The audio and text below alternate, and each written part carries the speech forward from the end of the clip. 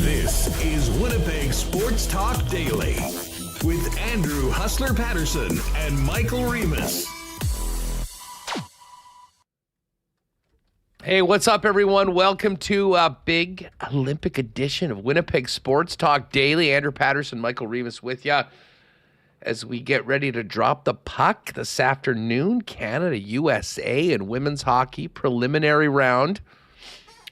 This is an unfortunate situation for Canada. No MPP. The queen of women's hockey, Marie-Philippe Poulin, not in the lineup today. I have a feeling this is it is precautionary. She left the last game, didn't return. We know the rivalry, truly one of the great rivalries in all of sports, period. Canada and USA in women's hockey, feeling that she probably would have been more a target than anything in this game today. So she will not play. And again, you'd love to win this game, but the big one is going to be presumably for the gold medal later on in the tournament. So they're saving their captain for that. We'll keep our eyes on that game throughout the afternoon between Canada and the United States. And we'll spend quite a bit of time getting ready to drop the puck on the men's Olympic hockey tournament, which begins tomorrow. Canada playing their first game on Thursday morning. Chris Meaney from NHL.com and NHL Fantasy is going to jump on the program. We'll hit a whole bunch of topics with Meaney. Wrap the NFL season, get his thoughts on some of his favorite picks and bets for the upcoming Olympic Games. And then we'll talk Olympics and Jets at the break with Murat. Always great to have the new father, Murat, on the program. So Murat and I will chop it up. And then at 2:30, Jake and Pat will join us. And we're going to do a little WST Winners Olympic preview with our favorite picks for props, goal scorers, and more for the Olympic hockey tournament, which should be a lot of fun. I'm sure Remis will have some picks as well. And we'll get to all of the Olympics, both what's happening on the field or a play, as well as, a truly bizarro Olympic story that we'll touch on in just a minute as well. We'll also, and maybe we'll kick this off when Remo joins us, but we've got some Bomber news. All of the big signings from last week made official, and pretty significant signing today in Jovan Santos Knox returning to the Bombers after a great run with the Ottawa Red Blacks. So while all of that coming up, just before we bring in Remo, a huge thanks to all of our sponsors that make WST happen each and every day. Of course, our friends at the at Chud's Power Sports, Princess Auto, Coolbet, Manitoba Battery, Clean Line. Very shortly, we'll be getting into the lines for not just Canada, but the rest of the men's tournament as they've been reported so far. Boston Pizza, Royal Sports, Little Brown Jug, the St. B Mega Millions Lottery, Uptown Alley, Rolly's Transfer, St. Vital Dental Center, Canadian Club, the Winnipeg Jets. We'll get to a why not question of the day for Not Autocorp at Waverly and McGillivray. And the auction is now live. We'll let you know how you can join us at Aikens Lake Wilderness Lodge this summer in support of the Health Sciences Center Foundation. Michael Remis, what's going on? Feeling good here. I got this Canada game on in front of me, watching Olympics, and we are, we'll have games played in less than 24 hours. It kicks off tomorrow with Slovakia and Finland. Pretty good matchup, 9:40 a.m., and then 2:10 Sweden, Italy, but we're all waiting for Canada, Czechia, 9:40 on Thursday. I can't wait. Uninterrupted Olympic hockey, best on best. Very excited. We got the lines. We're seeing Team Canada out and about. in the village, going to the speed skating today. So we've been hyping this up for, I don't know, like however long since the Sochi Olympics. You're like, oh, what's the next team? And they just haven't had it. So this is awesome. And I've actually been doing a lot of thinking about, a lot of talk about Crosby being named captain. If, the NHL had gone to the Olympics in 2018-22, this could have been, his fifth Olympics? And you could argue that he should have been on the 2006 team when he had an exceptional season. They went to the veteran group. He could have been a six-time Olympian, was robbed of it. And not too many. I think Solani's got the record. But, just Crosby, the greatness that he's had throughout his career from beginning to end. Incredible stuff. And now he's the captain of Team Canada. Yeah, he truly is Captain Canada. He'll be leading the way. I saw hilarious. And this was not done by a Canadian. This was, in fact, done by a American, comparing the accolades of the two Canadians, the two captains between Canada and the USA. Just going to see if I can pull this up. I think it was Josh Yohe. Was it him? Yes, here we are. Canada captain, 20 playoff series wins, 3 Stanley Cups, 2 Conn Smythes, 2 Olympic golds, golden goal scorer, 4 Nations winner, 2026 World Cup winner and MVP. USA captain, 1 playoff series win, captain of the team that is synonymous with losing. That's... Yeah. I mean, what a scud from south of the border at their own captain. Now, obviously, Josh Yohe being a Pittsburgh guy is Team Sid for life. They're probably having the same sort of feelings that Jet fans have for Kyle Connor and Connor Hellebuck, guys that you cheer for pretty much 365, except for when these best on best tournaments happen. So interesting to see some of their own take a shot at Austin Matthews. It's kind of funny you mentioned that because Eye Candy Air, who does Connor Hellebuck's masks, when he plays for the Jets, also did his mask for Team USA. And they're, tagging us on Instagram, and I reposted it. And they're like, thanks. I'm like, I'm kind of conflicted. Like, should we be excited about Connor Hellebuck's, sweet mask for the Olympics? And I think so. I think you can cheer for the Jets players. You want them to do well while also wanting Canada to do well. So I think you acknowledge that it's cool until they go head to head if they meet. And then, Hellebuck's making all the saves like he did in the Four Nations until the last one. You're like, man, this is what it's like going up against him. I remember having that feeling. So I want them to get hardware. I want them to come home with a beautiful silver medal. And I want Josh Morrissey to come back with a beautiful gold medal. Listen, we'll dive into this in a minute. Getting into the Olympics, but first off, just because our guests are kind of our hockey, although we will do some more Bombers this week. Hammer's going to join us. Last week, of course, we talked about all the big signings that the Bombers made on the weekend as the tampering period got going on. But I have to admit, I love this return today of Javon Santos Knox, Remis. And we remember he was part of the team when he broke into the Canadian Football League in 17 and 18, and then went east. Listen, I'll leave it to more experienced guys that are breaking down tape and all that for to give us the ins and outs of Javon Santos Knox. All I'll say is that every time I watch the Ottawa Redblacks play, he seemed to be always around the ball and involved. I believe he's only missed 17 games in the last 5 years, so he's been pretty healthy.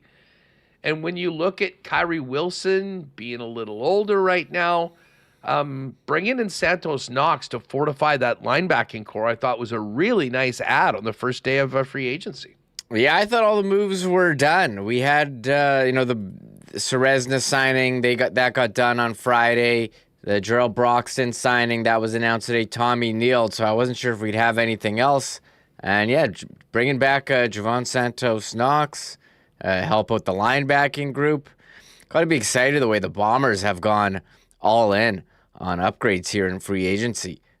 Raise the banner, off-season champs, and I think you do have some continuity there with Santos Knox, but they targeted areas that they needed improvement in, at receiver, at O-line, D-line. Very exciting if you're a Bombers fan and want them to return to the Grey Cup, and it is in Calgary, and they did win last time it was in Calgary. So I don't want to get too far ahead of myself here, but I keep saying, they didn't make the playoffs last year. It was a disappointing year. When you go to 5 straight, or was it 5 Grey Cups in a row, you kind of get used to it. So, nothing wrong with getting to a playoff and losing, but wasn't up to par, the standard the Bombers have set. So they're looking to move forward here. I see USA took an early lead. I don't know if we should be giving updates on this, if people are watching, PVRing this game or what, but I guess I just spoiled it. Yeah, well, listen, the scary thing about this situation between Canada and the United States in the women's hockey is that it hasn't really been close as of late. Yes. The United States is really... Now, listen, there's been other cases where they've won consecutive world championships and they've come in as a favorite into the Olympics and we've won. And I certainly hope that will be the case this year as well. But, in the past, all the games were so close. I was just talking with Dusty on the Lock Shop. I think he dropped the number that in their last number of games, the USA has won. The Canada's been outscored 24-7 in the head-to-head matchups. So our women have something to prove.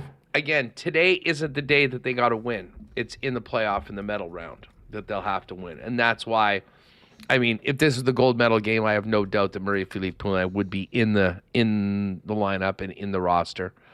And listen, maybe, if USA runs away with this game, maybe that just gives them a little bit of overconfidence against Canada when the gold is on the line.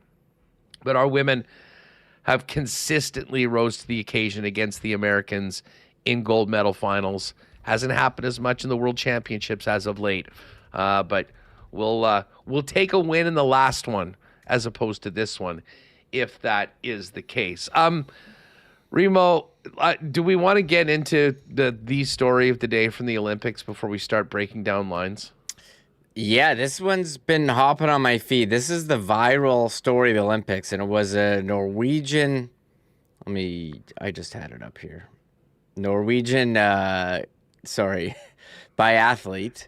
He won bronze, and then after his post-race interview, they're like, "Hey, how are you feeling? You're doing bronze." And this is translated. He said that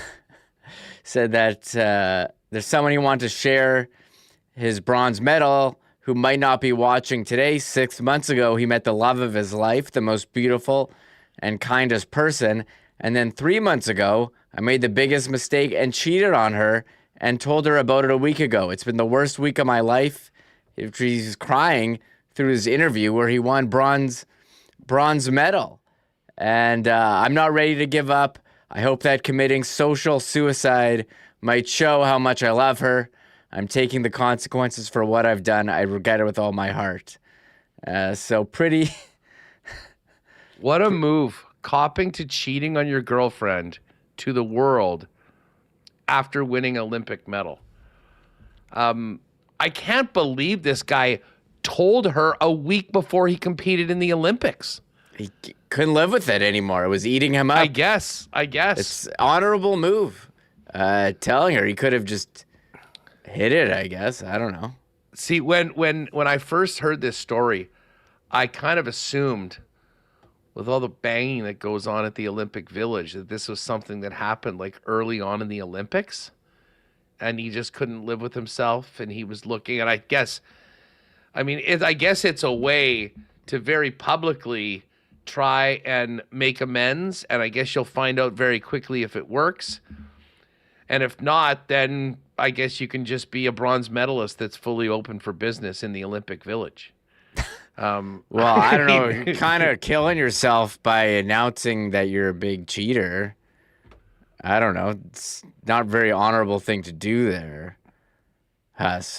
Well, true, but he I'm did not just commit social suicide by telling everyone that he cheated on his love of his life. At least it wasn't like a 10-year relationship. I was like, well, sometimes you're 3 months into a relationship. You don't know if it's going to be, I don't know how serious. He could have been training every day and maybe seen her like 3 times in 3 months. I don't know what the deal. Were they exclusive? I mean, Yeah, there's so many questions. I think there's a probationary period allowed early in a relationship, like when you get a new job.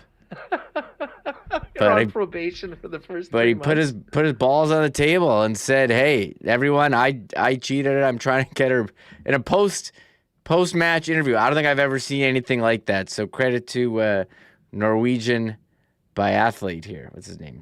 Yeah, he. I mean, the fact that he went out and made it so public. The thing is, I wonder, like, this woman may have just moved on already. He might be with someone else. You're like, screw that guy. He cheated on me. I guess he only was told a week ago. He said, He said she may not even been watching. Holm Laegreed is the guy's name. Said she may not be watching. He wished she was. I don't know. That's a ballsy move, Huss. Putting it all on the table. That's something maybe she would want to be dealt with privately, but hey, it certainly brings her into it, and everyone's going to be wondering what's up with her, and people are going to want to be talking to. But at the same point, he's thinking that if he falls on his sword in front of the world and admits to it all, maybe he can come back and live happily ever after. Now that he has a bronze medal. The clip is in Norwegian with subtitles. I don't think it would play well for podcasts or people wanting me to play it, but it was quite the story there. That one's going viral. Yeah, that is the story of the Olympics today. Not the medal. We don't even know who won the gold medal. We just know that the guy that won the bronze made a point of telling everyone that he cheated. So, I mean, the bottom line is that the Olympic Village is known. Did we get a condom number this year on how many of the Italians? No. Didn't we do the math at the last Olympics and it was something like 40 rubbers an athlete? It was an obscene number of contraceptives that they provide to the Olympic athletes. Usually someone comes out with like an infographic about the condom distribution in the village. I haven't seen anything this year on that, but we'll have to get the numbers on that. Those are the analytics people want to know. We'll do some digging and some research and keep you up to date. All right, let's get to Canada and the U.S. I did Google that and found an article that Toronto Public Health is giving out $200,000 in condoms and lube during the World Cup later this year. That's for the World Cup. That's for those of you that'll be attending the World Cup opener. Yeah. Just know that there's free condoms and free lube. Yeah, I guess. Let's move on to the Olympic hockey and lines before we get too carried away from here. Guys, I guess before the tournament starts, getting to check out some of the events. We've got some Canadians that were out at the speed skating, cheering on their fellow Canadian Olympic athletes. But Reem, it does sound like there's maybe a different operating style from Team Canada and Team USA when it comes to the living arrangements and the dorms at the Olympics. US bought all in at the start. They have all committed to fully living in the Olympic Village, in the dorm style living with roommates at the dining hall and in the common areas. They're leading into the college vibes of this, hoping to brings the group together. Canada, I think, is a little bit more business, and I wouldn't be surprised if the majority they were doing the first night in the dorms and then given the opportunity if they wanted to go to PA-based hotels. I'd be surprised if the majority of the Canadians weren't out of the village by the time things get going on the weekend or this weekend. Yeah, they've got a lot of games. I think it's very important to the country that they win, Hustler. They can't come home, and you need to optimize for performance. And I don't want them to seem like they're too good for the Olympic Village by going to Hotel House, but these are some large men. They need to be optimized for sleep. The bed situation in the village may not be the best. They may not be big enough for some of these players who are larger than the average individual. So Canada, look, go in, get the experience. Here they are today at the speed skating, witnessing a crash earlier today. There they are. You can see Josh Morrissey, the shock on his face here. But look, they got to do what they have to do. Go to a hotel. Maybe the food is better, but do whatever it takes us to win, to lock in. USA, if they want to go and stay in the village and that works for them, that's great too. But I think Canada, they're taking this very, very seriously, but they're also going around and getting that village experience. I think they're getting the best of both worlds here. Yeah. Now, who do we got there? We got Makar, Jarvis Seth is up here. There's Sam Reinhart, Morrissey. Is that Bennett? Crosby? Yeah, Bennett's in the you back can't see right. Crosby. There's Crosby. So no, I'm not sure are those guys hockey players in the bottom, or are they? There's there's Sid. Yeah, Sid. Yeah. Look at Sid's face on that picture too. It was He's feeling big the crash. pain. Big crash in speed skating that they were reacting to in this picture. Yes, the other viral one. What's Canada doing? There's a picture of them riding public transit as well, all going around. So it is, we haven't really seen a collection of talent like this in the Olympics. Well, we haven't seen it since 2014. So now this is exciting and, giving me a lot of flashbacks to past Olympics, notably 2010. I think everyone's got a positive feeling about 2014. Weird time zone. It was in Russia. I don't know. I mean, great team as well, but here we are now, 2026 for the first time in 12 years. All right, well, I'm looking forward to chopping it up with our pal Chris Meaney, who'll kind of put to wrap the NFL season and then get his thoughts on the upcoming Olympic hockey tournament that we've been waiting so long to happen.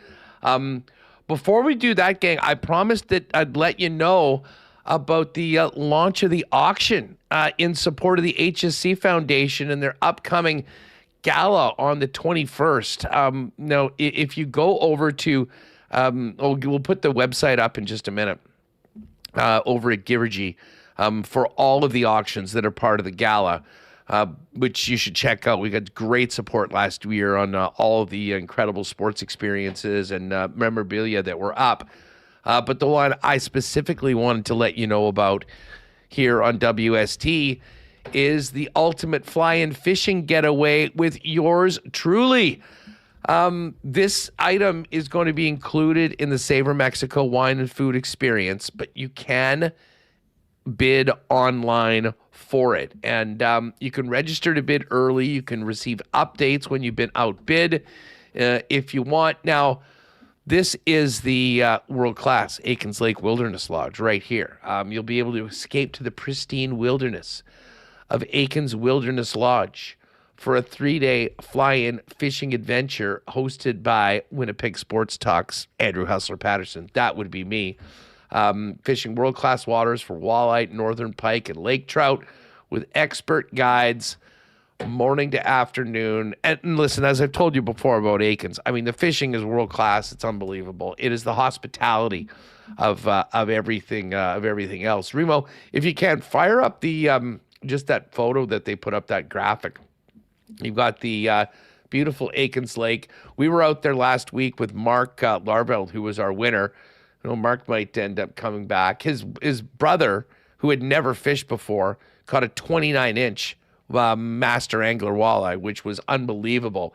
Now, the value of this, 3 days, 3 nights, is over $7,500, but you can bid right now if you go online to giverg.ca/savor 2026. You're going to get in on that, throw in a bid. They will be able to track it. As I say, you can get a notification if someone bids over. And there it is. These are all part of the big auction prizes that'll be going at the event. There's so much more Jets-related prizes, some incredible food and dining ones. So get on over there. Get your bid now. There's a reserve bid of $5,000. This is, as I said, valued at $76.50. Not to mention the good times we're going to have is going to be priceless. So make that bid right now. Givergy.ca/saver. That's with a U. We are in Canada, 2026, and would love to have one of you WST listeners join us, or allow me to join you for an amazing fishing experience this year. We'll have Andrea from the HSC Foundation join us tomorrow for a few more details on everything coming up for the gala, as well as details on this amazing prize. Listen, Meaney's coming up right away. Got to shout out our friends at Uptown Alley. Gang, if you're looking for some great fun activity for the family, for just a bunch of group friends, or a group or corporate outing, Uptown Alley's the spot. 1301 St. Matthews Avenue. 5 pin lanes, 10 pin lanes, a state-of-the-art arcade with some of the best and newest high-tech games you've seen. Other great games where you win tickets to take care of prizes to win home, and amazing food and beverage options while you are there. If you're thinking about a group or corporate event, holler them at 488-0000. Go to uptownalley.ca. You're going to pick your activities, what you want to eat while you're there, any add-ons. Their event staff will take care of everything else. Been there a couple times in the past couple months. Just always a great spot. And don't forget, after 9 p.m., you've got the Bolin Play Special each and every day for 90 minutes of bowling with the $10 arcade card. Got to shout out our friends at Rolly's Transfer. If you got a move coming up, folks, make the call to Rolly's. Family owned and operated for over 60 years. The most trusted name in moving in Manitoba. If you go to their website at rollys.com, you can click on Request an Estimate. Use the promo code WST for a special discount and let them know when and where you're moving and what needs to be moved. Friendly staff at Rolly's will turn around quick with a great quote and get you locked in for the white glove treatment and service that they are famous for, now into their 7th decade. For all your moving needs, lean on our friends at Rolly's. Find out more, request an estimate today over at rollys.com. And I do have to say hi to our friends at St. Mattel Dental Center. I got a notice. It's time to come in for a cleaning. I will be doing that very soon. See my guy, Dr. Terry, and his amazing staff. If you are looking for a dental clinic to take care of you and your family, as they've been doing for generations of Winnipeggers, make it St. Mattel Dental Center. Beautiful new spot at 167 St. Anne's. Convenient free parking right behind the building. And, of course, a full array of services from cleanings and checkups to things like dental implants. Dr. Terry and the gang can do it all, as they've been doing for decades here in the community. stmatteldental.ca is where you'll find them online. Make an appointment, pop in, and tell them the boys at WST sent you. All right, let's get Meaney in here. We got Olympics to talk about. We got a football season to wrap. Chris Meaney from NHL.com joins us now. What's up, pal? How are you? Hey, what's going on, Hustler? I always appreciate the invite. The Super Bowl just wasn't the same without the Eagles or the Chiefs, right? You know what? I mean, I joke, and only half joking actually, that old people, they were sick and tired of the Chiefs. They didn't want them around. Well, watch what you wish for. Because this one wasn't even close. And listen, both of our teams had high hopes going into the season. Both had very disappointing years.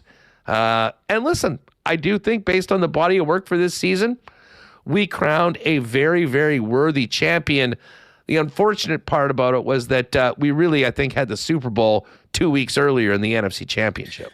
Yeah, I mean, the NFC was loaded compared to the AFC. I know there was a lot of great showings this year, the Pats included. You know, the Broncos as well had a great season, but I didn't really believe fully in either of those teams or other teams like the Texans and Steelers, for example. But credit to the Seahawks, you're right. I mean, the defense all year long, fantastic. Second-year coach. The story from Sam Darnold, the Vikings just let him go, and then he goes to Seattle. He has a great season. Now he's a Super Bowl champion. When you look at the defense, too, I think it has to go down with other teams that won the Super Bowl the 0-1 Ravens stand out, the 0-3 Bucks, the Seahawks again in 2014, right, with the Legion of Boom. That was a really strong defensive unit. Even the Eagles last year, right, put up similar numbers in the Super Bowl defensively and didn't play in the fourth quarter against the Chiefs. So nice showing, good season. But yeah, I think the Rams Seahawks was the Super Bowl game. It's funny looking at the futures right now over at Coolbet for next year. Not surprising that the Rams and the Seahawks are right there. Our teams are back like after Baltimore, the Bills, the Packers, the Lions. I have to admit, I think a lot of people are sort of writing off both the Eagles and the Chiefs a little bit more. To me, those teams have as good a chance as any to be right back in the mix next year. Yeah, and it's just getting to the dance, right? Finding a way to get to the playoffs. And of course, this will be a different offseason for you and Chiefs Nation with Patrick Mahomes. When is he going to be ready to go after the knee injury towards the end of last season? Could be into week 8, 9, 10. But if they can hover around 500 and, get to the dance again, nobody's really going to count out Mahomes. As for the Eagles, I'm a little concerned about what's to come in their offseason. So far, it's been a crazy offseason. New offensive coordinator, new offensive line coach, all kinds of new voices inside, which is not necessarily a bad thing. But there's some rumblings that they're going to lose some guys on the offensive line too. But yeah, finally, I think in the first time for a while, you're going to get some value on those teams. And I still think the Eagles should win the division, which again, get to the playoffs, host a playoff game. Maybe you'll be okay. Yeah. Listen, you lose coordinators, you lose players every year. There are some constants, but I will say this. I'm a Nick Sirianni hater, but I do wonder, like, the pressure on him going into next season is beyond, I think, most coaches 1 year removed from winning a championship. It's significant, and they're in the playoffs every year. You look at his numbers overall. They stand out. They're elite, but the past couple of times he's hired his own offensive coordinator, it just hasn't been good, right? They got Steichen, which was his guy. He left for a head coaching job for the Colts. Then they hired within, didn't work out. They had to fire him. Then they bring in Kellen Moore. He does a great job. They win the Super Bowl. Then he's a head coach with the Saints. Then they hire within again in Kevin Petula, who had never called a play before. So that's twice in the last 3 or 4 years. Sirianni has made this hire for an offensive coordinator who hadn't called a play before, and it kind of slapped him in the face. So it's a big season for him. I like the direction that they went, and we'll see what happens. But yeah, there's a lot of pressure in Philly to win all the time, and there's a lot of pressure for a guy in Sirianni who doesn't call plays defensively, is quote unquote a leader of men. So we'll see, because I think he lost the locker room last year. Hey, just before we move on to hockey, is there a team like further down the board? Every year we see, this year it was New England getting to the Super Bowl. Is there a team that is sort of no one thinking about right now that you're already going, you know what, if a couple things break for this team, they could be right in the thick of things next year at a big number right now on the board? Well, if you're looking at value in that maybe mid-20 range, I look at a team like the Bears, and they hung around, and a majority of their games were really close games, and they won some games like last second games that are just not going to be able to carry. You're not going to be able to carry that over every single year, but they have a quarterback in Caleb Williams who made some unreal plays in the playoffs, and he just continues to grow as a quarterback in year 2 with Ben Johnson, year 3 in the league. Ben Johnson is an elite play caller. The defense they were opportunistic, made a lot of great plays and turnovers. So they beefed up the offensive line, which helped them. I'm sure they're going to have another offensive offseason that's really great for them, because, if you're a wide receiver, I know they're set at wide receiver, but even if you're a defensive player, offensive player, somebody on the O-line, or to get after the quarterback, you see that. You're excited. Chicago, playoff football is back in Chicago. It's a great fan base. It's a great place to play, good coaching. So I could see them having a really nice offseason and moving up the board. After that, there really isn't a whole lot that stands out. I like the season from the Jags, and they're another team that maybe can build off, year 1 with the new coach heading into year 2. And Trevor Lawrence, everybody just completely wrote him off, myself included. The past few years weren't great for him, but he had a really nice campaign in his first year with the new coaching staff. The guy we all wrote off a couple of weeks ago was CJ Stroud for how brutal he was in the playoffs. He did cut all his dreads. He's a new guy, and that defense is so good. Houston, I think, with competent quarterbacking could be right in. Anyways, we've got lots of time to talk NFL. Just thought we'd wrap the Super Bowl, but how excited are you to drop the puck on this men's hockey tournament tomorrow? I can't wait. Yeah, we got a taste, and Four Nations was fantastic. It really was. It was phenomenal. Best on best, first time in a long time. But now you add Czechia and David Pasternak and Martin Necas, and you add, even Switzerland, Nico Hischier, Roman Josi, Timo Meyer, Kevin Fiala. Of course, Germany, I think, is a team that can surprise a lot of people. You got Leon Draisaitl, Tim Stützle, and JJ Peterka there. So, you add some of these other nations, and then, of course, we're going to see what we haven't seen ever in the Olympics is like McDavid and McKinnon and Makar mixed in, of course, with Crosby. They have the oldest player in the Olympics and Sidney Crosby, the youngest player in the Olympics, and Macklin Celebrini. So it should be a lot of fun, man. I can't wait. Just a quick update for you. Another one for the U.S. We can't care too much about this game, though. No MPP in it. It is all about the goal. And the one thing we were saying earlier, the Canadian women have consistently risen to the occasion in the biggest night for the gold medal. It is all focused on that. But let's talk about the way Team Canada is looking. And Remo, if you want, let's pull up the clean line lines for Canada, if you could show. I mean, this seems to be the way they're looking going into the first game of the round robin against Czechia. And how about that top line? McDavid, Celebrini, Wilson, and then McKinnon, Suzuki, Marchand, Crosby in between Stone and Marner, Horvat between Hagel and Reinhart. We'll see who the extra player dressed is, who will be in the press box. I'd imagine it's probably Bennett as dressed and Jarvis the extra, just based on how they were added to the team. And then Taves Makar, our own Josh Morrissey with Colton Parayko, Harley and Doughty, Theodore Sandheim.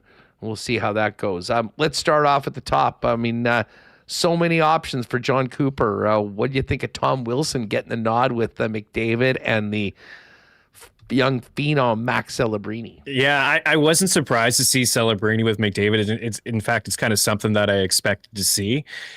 Tom Wilson, I was surprised, but I like it. He's not just a guy that drops the gloves and throws his body around. And of course, there's not going to be any fighting here, I don't believe, like we saw in Four Nations face-off. You just get booted from the game if that's the case, and you can really hurt your team. But Tom Wilson has proven that he's a pretty good goal scorer over the past couple of years. He's got a bit of speed. We can keep up to McDavid as well. And I thought last year they really struggled to find somebody to play with McDavid. If you remember, they started with Mark Stone, who just didn't have the foot speed. We saw a little bit of Sam Reinhart there as well with McDavid, also didn't have the foot speed. Cooper made a change halfway through Four Nations that I thought was a big time change. It was Braden Point. Not having him there is significant. So it opened up an opportunity for somebody to step up and play with McDavid, and that's what we'll see to start. Tom Wilson, I don't know what the number at Coolbet is currently, but I saw some 100-1, 80-1 to lead Team Canada in goals. I think Celebrini's an interesting little flyer as well. One thing I think is interesting looking at this, and one thing I'll say off the top here is Horvat, Reinhart, and Hagel. There isn't a fourth line in this tournament that can play with that fourth line. That's how deep Canada is. But for Suzuki, I've never seen him play on the wing before. And it's not that he can't. He's certainly versatile. He can play in all situations. I did hear Bruce Cassidy say a couple weeks ago when Vegas was playing Montreal that Suzuki could move up the lineup, play on the wing, and I thought, that's interesting. But to do that right off the hop is certainly something to monitor moving forward. I think, Hustler, we will see Crosby and McKinnon play together. I think we'll see them throughout the tournament, a majority of the hockey together in big game situations, single elimination games. Then they put Suzuki in the middle of the ice with Stone. Maybe Hagel gets up there, and that's a good defensive line, filling in for Cirelli. And then I also think at moments we'll see a Reinhart or a Marner up on that top line with McDavid as well. But yeah, they're loaded. Like you said, Cooper's got a lot of options. Yeah, it's funny. I mean, I kind of had that exact same read yesterday when we saw the lines for the first time and talked about them on the show. is that, if they do need a boost of offense, if they're chasing a game, if they need a goal, it wouldn't at all surprise me if Crosby switched spots with Suzuki. Yeah. He moves to the wing. Suzuki comes back in. Because here's the thing. I mean, I know we think of Mitch Marner as, this 100-point scorer with the Leafs and, a guy that's making all that money. He's a very sneaky good defensive player. Absolutely. Mark Stone probably has the best stick in all of hockey. And as a Habs guy, I mean, Nick Suzuki, I think the reason why he's on the team over a player like Mark Scheifele, who's done more offensively, is that he is known for a 200-foot game that he can be really responsible. Now, how he handles that challenge of playing with McKinnon at the start, we'll see how things go. But I don't think that they'll win. I do think that third line, whether it's with Crosby or Suzuki, potentially could draw the toughest matchups on the other side when John Cooper's deciding to set the lines out. Yeah, absolutely agree. And Suzuki can play that Anthony Cirelli role with a little bit more offensive firepower if needed, right? Cirelli was leaned on in that third line situation with Hagel. They killed penalties together. Suzuki can do all of that. And again, he's not going to be asked to, I don't believe he's on that second power play unit. I think they have Bo Horvat on there with Shea Theodore as the lone defenseman. You got Stone, you have Marner. There's lots of great options, of course, they can roll with on that second unit, or you can just play the first unit for the full 2 minutes. It may not even last 2 minutes with those studs on it. But yeah, Suzuki down the middle of the ice, with Marner and potentially with Stone. It's a shutdown line. They're going to get some key matchups, and you look at the power plays there. Man, my goodness, like that first unit. And Reinhart is just so underrated as a guy that scores in the power play, kills penalties as well. I think he's been among the leaders in special teams goals and points over the past 3 or 4 seasons. So there's a lot to like about those two power play units. But it'll be interesting to see, I think, Suzuki's role, because again, starting off as a winger, I think he's probably more beneficial for them to be a third line center. You mentioned Macklin Celebrini, back to that top line, and he'll have a spot on PP2 if they ever get to PP2, as you mentioned. He's shown to be one of the simply best players in the world so far. I mean, Canada, worldwide, in the National Hockey League, there's a very good chance that he'll be a finalist for the Hart Trophy. And he's a guy that can pull the trigger, and he loves to shoot. I'm staring down these 7 and 8 to 1s on him, top goal scorer for Canada, and even 30 or so for the tournament. Because I have a feeling, Meaney, that McDavid will attract so much attention and is so brilliant in what he does. And there's very few guys that can keep up to him. Like Tom Wilson's going to be the dog on that line. He'll be getting the puck. He'll be winning battles. He'll get it to those other guys. But to me, I think Celebrini's going to end up being the trigger guy very early. And if things click early for him, he'll have the opportunity to really put up some points. And that could help some people over in the prop department. Absolutely. We have an article out now with just some early props for tomorrow and for Thursday, but we also have some futures, to lead the tournament in goals and points, MVP, but to lead their teams in goals. And Celebrini is on our list to lead Canada in goals. I know that Tom Wilson is a long shot, right? And we just talked about him moving up and down the lineup, but Celebrini, I think, will stick. And if it doesn't work with McDavid, I can see him playing with Sidney Crosby, which he did in the World Championship just last summer. So, you're right about his shot and also his edge stats. My goodness, man, you can look at them and he's elite. He's in the 99th percentile among forwards and hardest shot at 98 miles per hour. He's in the 95th percentile in average shot speed at 62. He's among leaders in mid-range goals and mid-range shots. This is a teenager. I mean, the guy can't even buy a drink in the States. Like he could go to Applebee's. He have to get a pop. What he's doing to his age, he's moved from 300 to 1 to nearly co-favorite with McKinnon for the MVP. He would be my vote. When you look at the Sharks, they've already surpassed their win total and point total from last year. He's got nearly 43 more points than the second closest Shark on his team. He's among the leaders in primary assists in the NHL. So to do that at his age, with the lack of talent on his team, it's extremely impressive. I can't wait to see him on the big stage, and I don't think he's going to like look out of place. Like no disrespect to Jack Hughes. Jack Hughes last year to me was invisible for Team USA. I think Celebrini is going to be very, very visible in a good way for Team Canada. Yeah, no, he's going to be a problem for a big time problem for everyone that they play. And I mean, we'll see how things go with Tom Wilson. But I do think if they make a move to that top line, it'll be on the right side. I think, we're going to see. The bottom line is you want to have your best players out there with as much opportunity to do damage.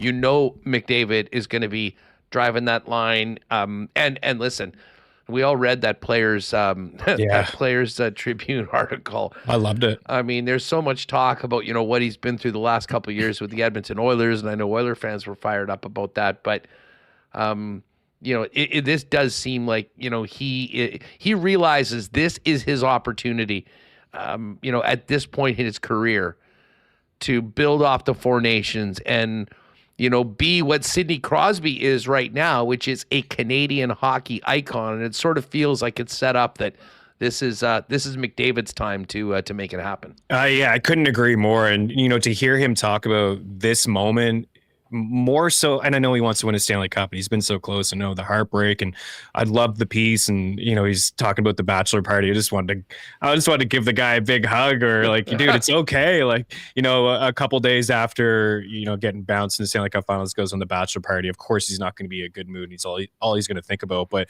to hear him say like this is the moment he's always dreamed of as a kid to play in the Olympics, and we just haven't seen it yet. To get that taste in the Four Nations face-off, the battle between him and the Americans. The goal that he scored to win the championship there.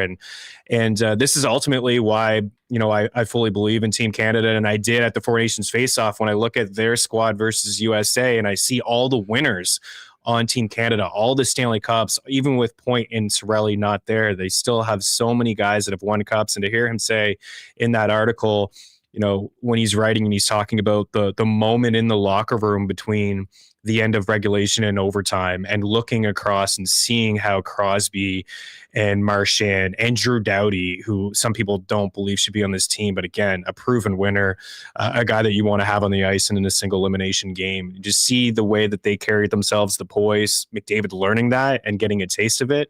Yeah, this is he's going to be on a mission. Meaney, I know we focus in on numbers and on players and on stats. How impactful do you think the guys behind the bench will be when they have so much talent at their disposal?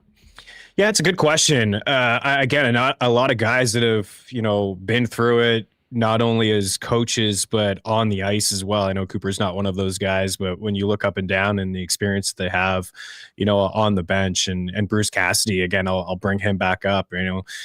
I don't think they want to do too much. Like, I think I've heard Cooper say this before, but you have some X's and some O's, but you let these guys play.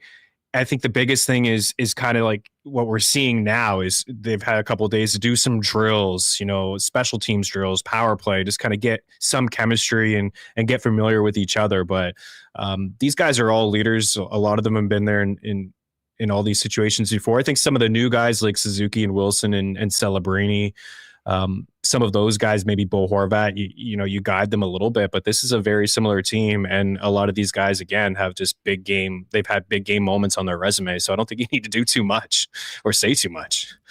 One of the things, just looking at the market for this, Canada's been the favorite, but I've seen the USA number drop quite a bit over the last little bit, which surprises me a little bit because this is far from a two-team tournament. How do you handicap and rate USA, Sweden, and Finland, who, like, right now, I'm looking at Coolbet, USA was 2-something. It's plus 170 right now. Like, they're getting close to Canada.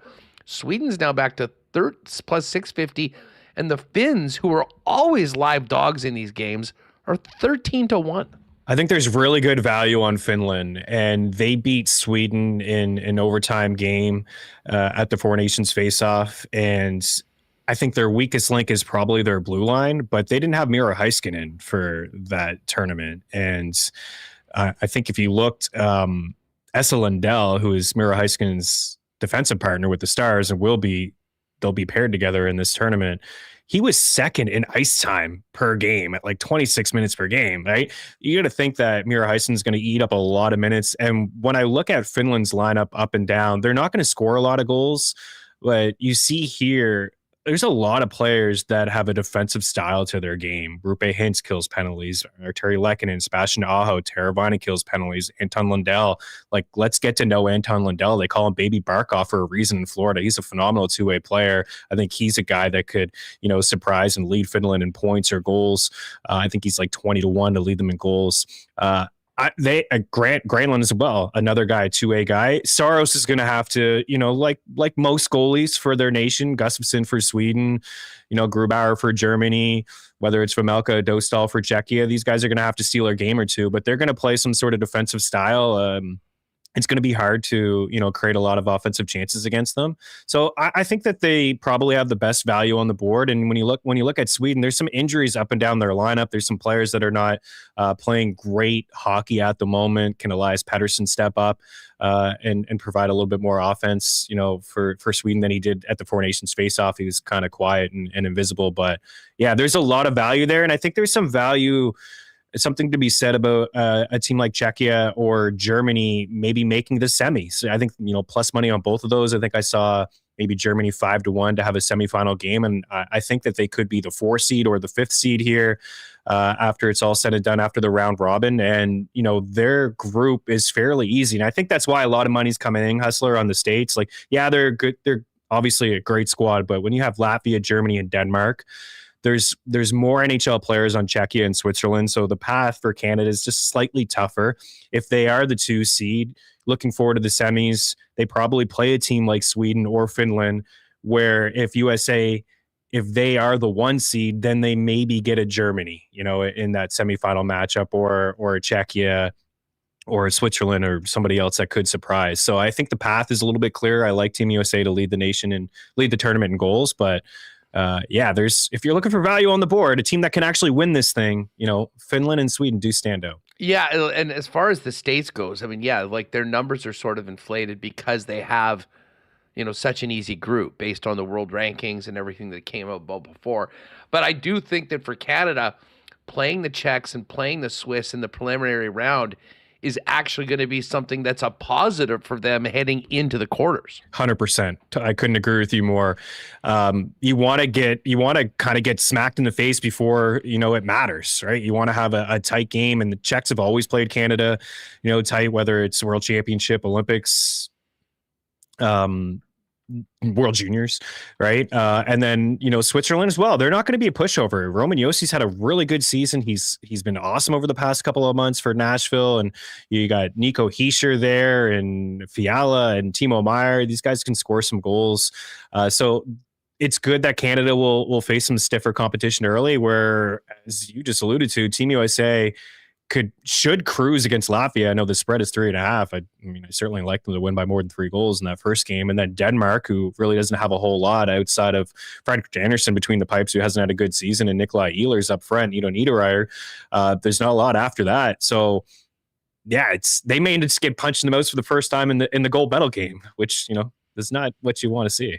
No, hey, listen, and by the way, for people that are wondering, it'll be 1-12 based on the seedings. The 3 teams that win their groups, the next best team in points. 5 will play 12. Yeah. 6 will play 11 based on it. So 5 is going to probably be playing the Italians, I would imagine. Mm-hmm. You'll have France probably in that group at the bottom, and then they move in. For the semifinals, teams are reseeded though. So if there is one of those upsets, if one of the top 4 teams gets bounced, that team that is the upset, they'll play the number 1 team. Right. So I think important, especially assuming that USA is going to get their 3 points, it is incumbent on Canada to make sure that they win their group, that they're 2 or 3, and presumably would have one of the Swedes or the Finns, I would expect, in that semifinal. And then assuming the USA makes it through. I will say this about USA. I'm not sure they learned a lot from the Four Nations. And again, they were really, really close. But, man, they left some real good players off the team, which is a bit of a head-scratcher. Again, goaltending, they probably do have the advantage. Before we go, I will admit, I'm freaking out that Jordan Binnington looks like he's going to be starting for us. Like, what are we doing here? Yeah. As for Team USA, as it's up there, you're right. You know, they were talking about unfinished business, so they essentially bring back the same squad. Kind of surprising. Brock Nelson's had a great season, so you know, I get having him there. His ice time was limited in the Four Nations faceoff. I remember the gold medal game. They didn't have Kyle Connor in the lineup. They definitely knew that Matthew Tkachuk wasn't 100%. He only played a handful of minutes. Trocheck hardly played. Brock Nelson hardly played. So, you know, they really had to lean on their top guys. Kreider played less than Tkachuk. And Kreider's another guy. Yeah, Kreider as well. So Kreider is not there this time, but JT Miller is still there. Vincent Trocheck is still there. You know, they bring in Tage Thompson, which, you know, is a must. This guy is, you know, look for him potentially to lead this tournament in goals or Team USA. Boldy is my pick. I really like Matt Boldy. He's moved up the lineup. This at the Four Nations faceoff, he started on the fourth line. He moved up the lineup throughout the tournament. Looks like he's going to get an opportunity to play on that second line. Could get some PP1 time as well. So really like where Boldy's game's at. And again, like taking an American to lead the tournament in goals is probably not a bad idea given what we just talked about with their path. But you got to remember too, and you know, 3-on-3 overtime, right? Who scores more 3-on-3 goals than Cole Caulfield, right? This is a guy who's proven this year he can score from anywhere on the ice, and he scores big goals. I think he leads the NHL in like go-ahead goals and overtime goals, game winners. And then you have a guy like Jason Robertson, who is absolutely elite. I think he's second in the NHL in goals scored since the start of 2025 in the calendar year. But yeah, it's interesting, and seeing Sanderson as an extra is kind of puzzling to me as well. I would have him in, so we'll see what their lines do look like. But yeah, I think USA will certainly, I mean, they're going to score some goals, Hustler. There's no question, but they don't have a lot of winners on the team. I know that, and they were looking for another goal Four Nations faceoff that they didn't quite get. Meaney, great stuff as always. Thanks for jumping on. Fill people in on, I mean, it's the NHL break for you, but now it's all in on the Olympics. What's cooking over at .com?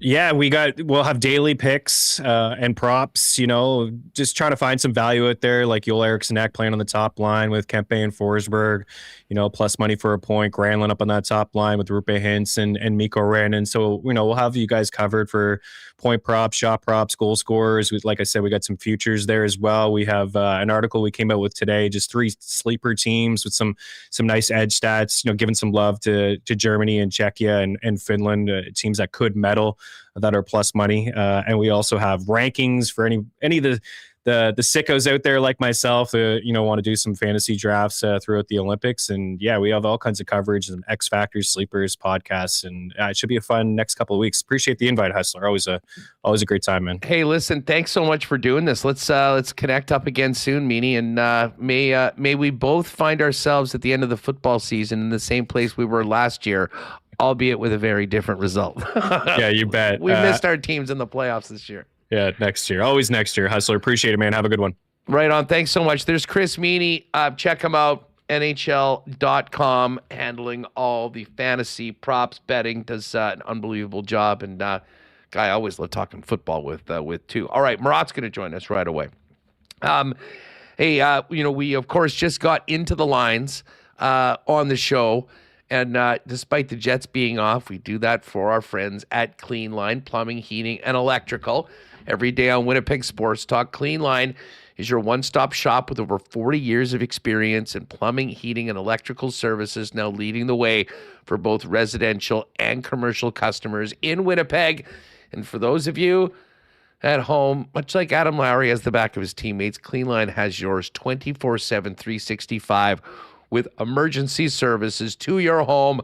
The number you need to know, 204-500-2001 for Clean Line's 24-hour service. You can find them online, cleanline.ca, the official plumbers of your Winnipeg Jets.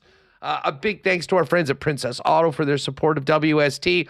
Of course, Princess Auto synonymous with Winnipeg, headquartered and founded right here in the Peg, and now serving Canadians coast to coast with the best deals on the most unique assortment of tools and equipment around. Everything you need to complete the projects on your list or start something new is waiting for you at Princess Auto. Pop by and see them in-store today. 2 Winnipeg locations as well as 1 in Brandon. And you can always shop online 24/7, 365 over at princessauto.com. seeing all that snow in that Princess Auto video reminds me that the gang at Chud's Power Sports is locked and loaded and ready for winter. Snowmobile season well underway. And our friends at Chud's Power Sports have amazing deals on both Polaris and Arctic Cat sleds right now to get you on the trails, tearing it up and making the most of the winter. But there's much more than that. You can see they've got tractors, they've got ATVs, they've got ice fishing shacks, and they've also got bikes and boats and motorhomes as we get ready for the upcoming spring and summer. Chud's Power Sports has it all. 80 years in the business, the most experienced and trusted staff around. Check them out in person in Gimli, corner of Highway 8 and 231. And you can go online to chudspowersports.com for all the information on their great sales events, and click that e-commerce store link in the top right corner. That'll take you to all the amazing deals on clearance gear and accessories over at truenorthparts.ca. And hey, before we bring in Murat, whether it's for your sled, your boat, your bike, you know Manitoba Battery is the place to go to power up for whatever you need. You can shop local. You can get the best price in town, period, beating the pants off the big box stores, and, of course, the best in customer service as well from Donnie and his great staff. And we're not out of the woods yet with this Manitoba winter. If you're wondering how your car battery's doing, pop by for a free battering test. And if you need one, you'll get the best price in town and the best customer service from the Manitoba Battery team. Logan Avenue, Dover Court Drive in the south end of the city. And, of course, you can shop online with delivery options anywhere inside the perimeter online at manitobabattery.com. All right, let's bring in Murat Tesh as we get ready to drop the puck on the men's Olympic hockey tournament. Murat, what's going on? Is your little one all ready to go for her first Olympics? Yeah, she's going to be getting a lot of hang time during the Olympics. She spent a lot of the early winter watching Jets games right here. And I imagine that she's going to be spending a lot of it. Mind you, I just had an unplanned nap, else we'd be watching Team Canada, Team USA women's right now. I have no idea what's going on in that world, and I apologize for my ignorance, but we had a pretty cozy nap. It wasn't a great start. I mean, listen, this game, we had to sort of pump our brakes on the expectations with Marie-Philippe Poulin out. Now, I mean, I would imagine, I'm certainly hoping that this is very precautionary. She was knocked out of the last game. No need to have anything else happen before when things really matter in the gold medal game. But this is an uphill climb, and we haven't seen Canada as an underdog like this to the States in the past. The USA had a 2-0 lead the last time I looked over. So, but we've seen this before, Murat, the women losing early on or losing at the World Championships, and yet when it's all matters the most in the Olympic gold medal game, MPP and our Canadian women have a pretty darn good track record. Yeah, they always come through. Sometimes it takes a miraculous post. Sometimes it takes a miraculous overtime performance, but they have come through time and time again. I'm a little nervous, though. The rivalry series scoreboard, that was a tough series between Canada and the States that way. So I was nervous heading into the tournament for them, and then MPP's injury. I love the idea of she shows up in the medal round and does something heroic again. But yeah, okay. Thanks for catching me up. And yeah, I am all set for hopefully no unplanned naps as the men get going later this week. Well, listen, now that you're up, maybe it's time for a rally for our Canadian women. We'll take an eye on that, and you can take in the third period once we're done chatting. Thoughts on the tournament? I mean, it's been so long, and we got the taste of that Four Nations last year, and it was better than I think most could have expected. Although, I mean, I think if you know the way these guys are driven and the importance of the opportunity to play against the guys they're going up against, and many are teammates with in the National Hockey League, I don't think it should have been surprised that they played the way as hard as they did. But now everyone, with the exception of the Russians, are invited to the party, and we're about to drop the puck. I mean, just your thoughts on just the entire tournament overall as we're ready to get things going with these 12 nations. Yeah, it feels like it's been a million years in the making, and I cannot wait. 2010 was formative stuff. 2002 was formative stuff. those gold medals for Team Canada were incredible to watch. 2014, my memory of that, now I was a young pup at the time compared to my old napping ways now, but 2014 Canadian men's Olympic hockey was maybe the best hockey team that I ever watched. And they were winning games 3-1 and 3-0, and they weren't lighting it up when they were quote unquote supposed to be. But the puck support, the team play, the buy-in, the idea that the other teams that they were playing against weren't going to get a sniff ever. It was one of the most dominant and controlling performances. And I thought, okay, well, here ushers in the next dominant wave of Canadian men's Olympic hockey. And this is Connor McDavid, drafted the year after that team, 2015. This is his first Olympic Games. And it almost breaks your heart when thinking about just the era and the talent. And then you look at Team Canada's lines and you see Connor McDavid, you see Macklin Celebrini, you see Sidney Crosby, Nathan McKinnon, and you're almost in awe of the greatness of these athletes that we've produced over the last how many number of years. Tip to toe of this roster, it's incredibly deep, and I just can't wait to put on my fan hat and just let loose into a tournament in a way that I haven't gotten to do in a day-to-day way in the NHL sense forever and ever. And it's just, can't wait for this. It's I mean, I'm so with you. And we were sort of robbed of two of these tournaments through what would have been, I think McDavid's still very much in his prime, but to be able to have him play with Sidney Crosby and, the other likes, but whatever, maybe the wait will all be worth it. Remis brought up a great point earlier on though, while we're talking about individuals.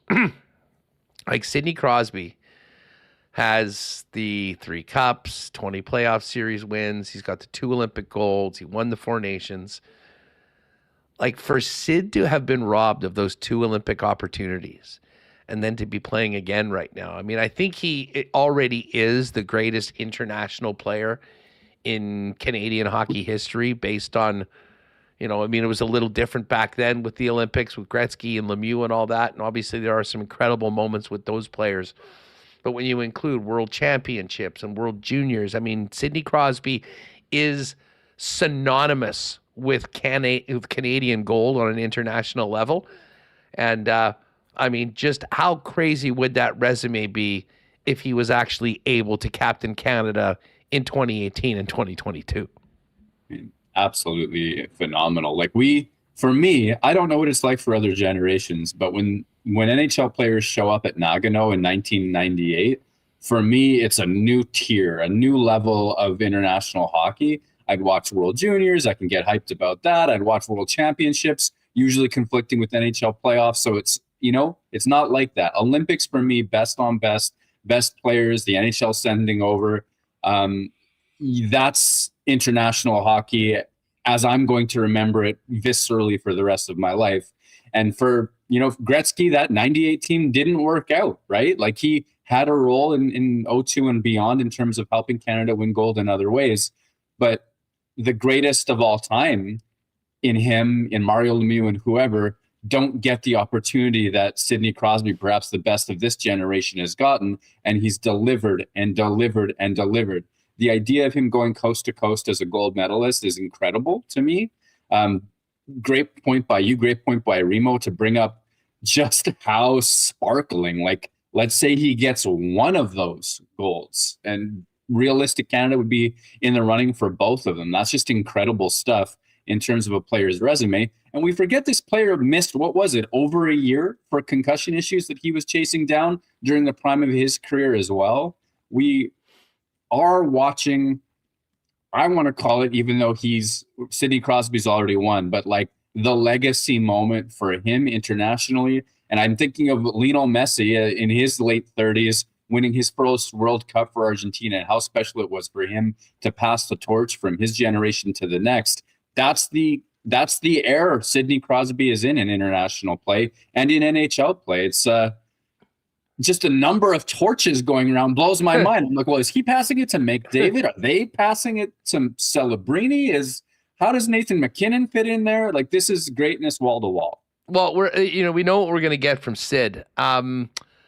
What do you expect from McDavid? And your thoughts on that top line with the kid, Macklin Celebrini on the left side and the bruiser Tom Wilson on the right?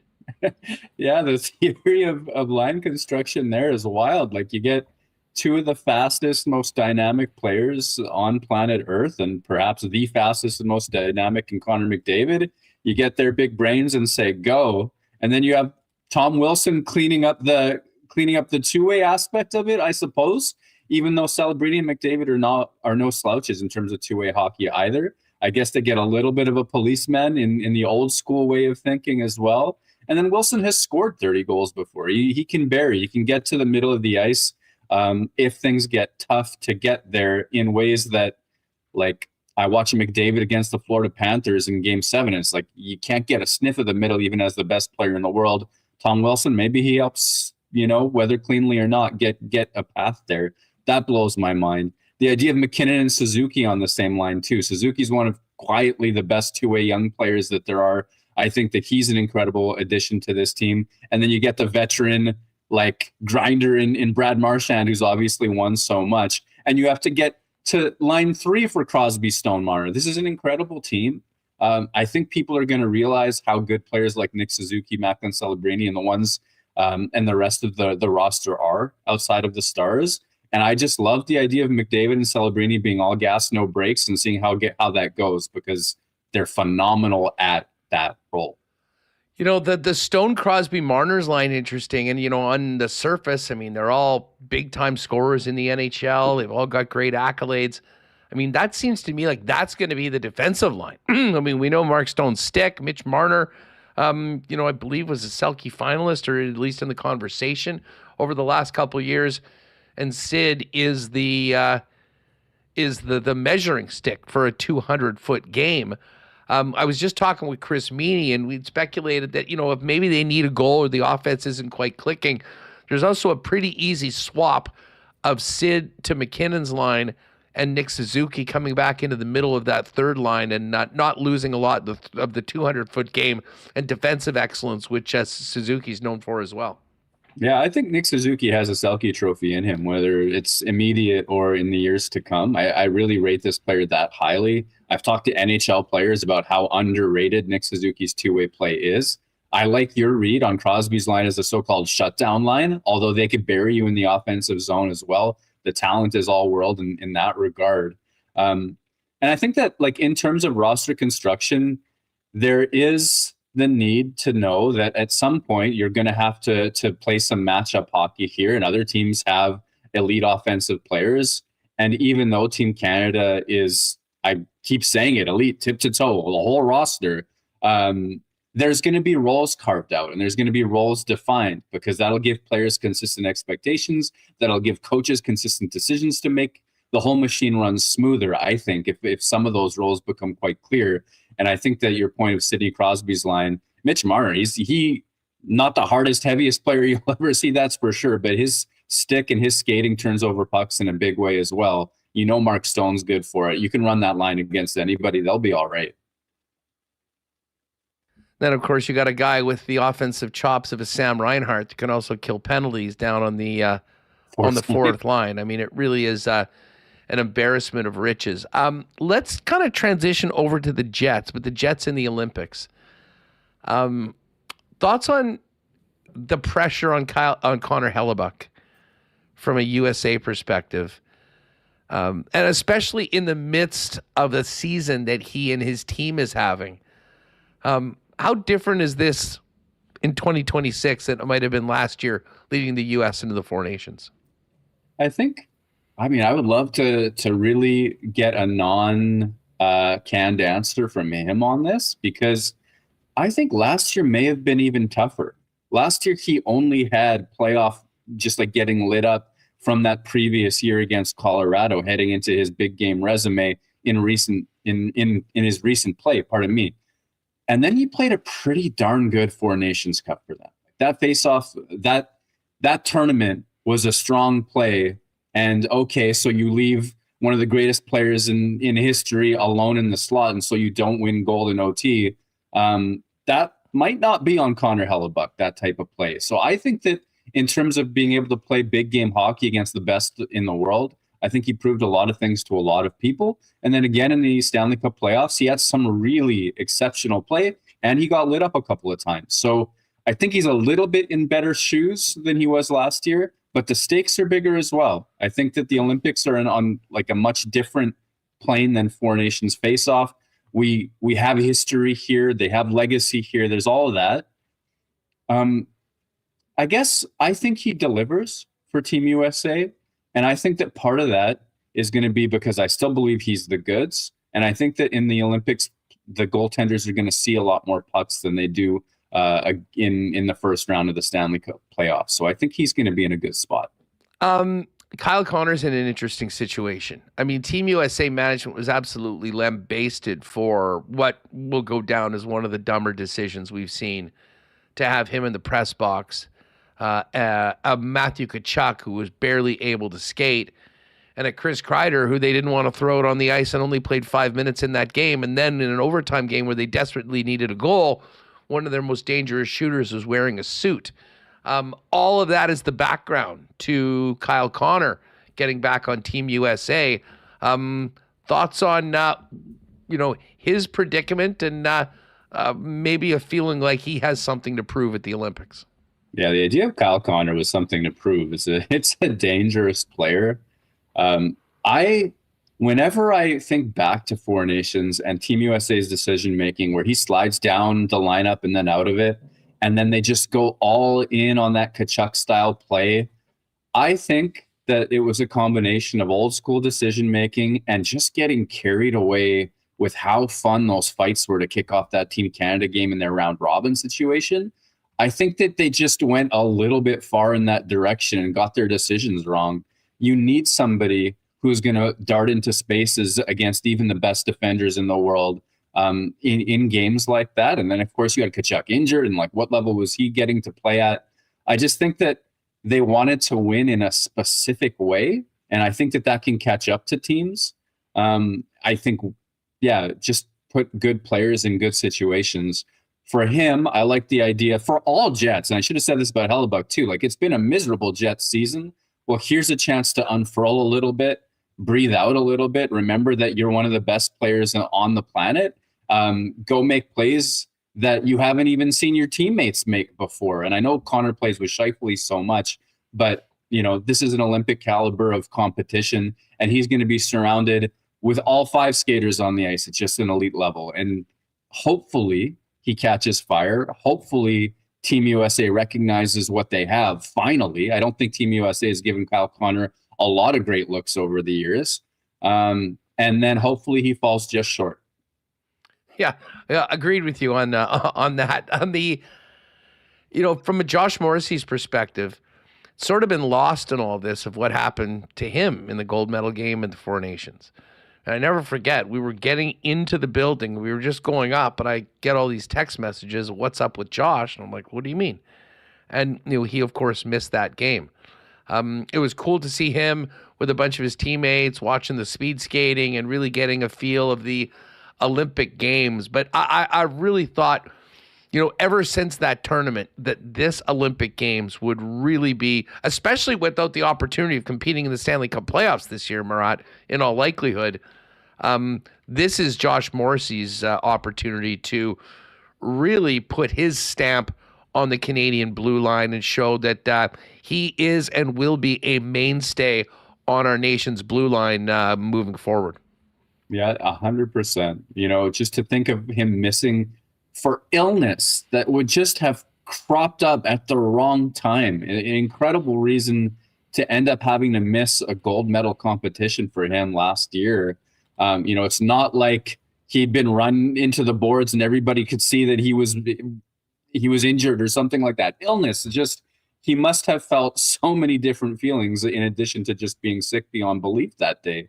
And then to have this opportunity is great. As I saw it there, he's paired with Colton Parayko, which for me is one, I get nervous because I thought that Parayko gave up some moments against Team USA last year. I didn't think he was at that same Makar, Morrissey, even Harley when he stepped up. Drew Doughty impressed me last year as well. I thought Parayko was the one that gave up space and gave up inches from time to time. So that's going to be some work to do, I think, anyway.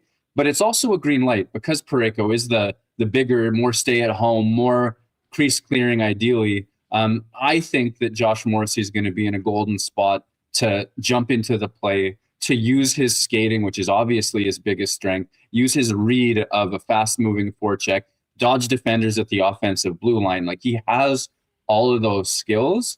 And just, I cannot wait for the first time that an opposing forward tries to take away time and space from him. When he's on the offensive blue line, he does his step around them, and then he's finding a seam. And who's at the other end of it? I'm going to put, like, Macklin Celebrini on the other end of that, or let's take a right wing. I'm thinking Josh was on the left point or whatever. So I guess that's Tom Wilson on the first line anyway. I just think that Josh Morrissey has shown us so much growth at the NHL level.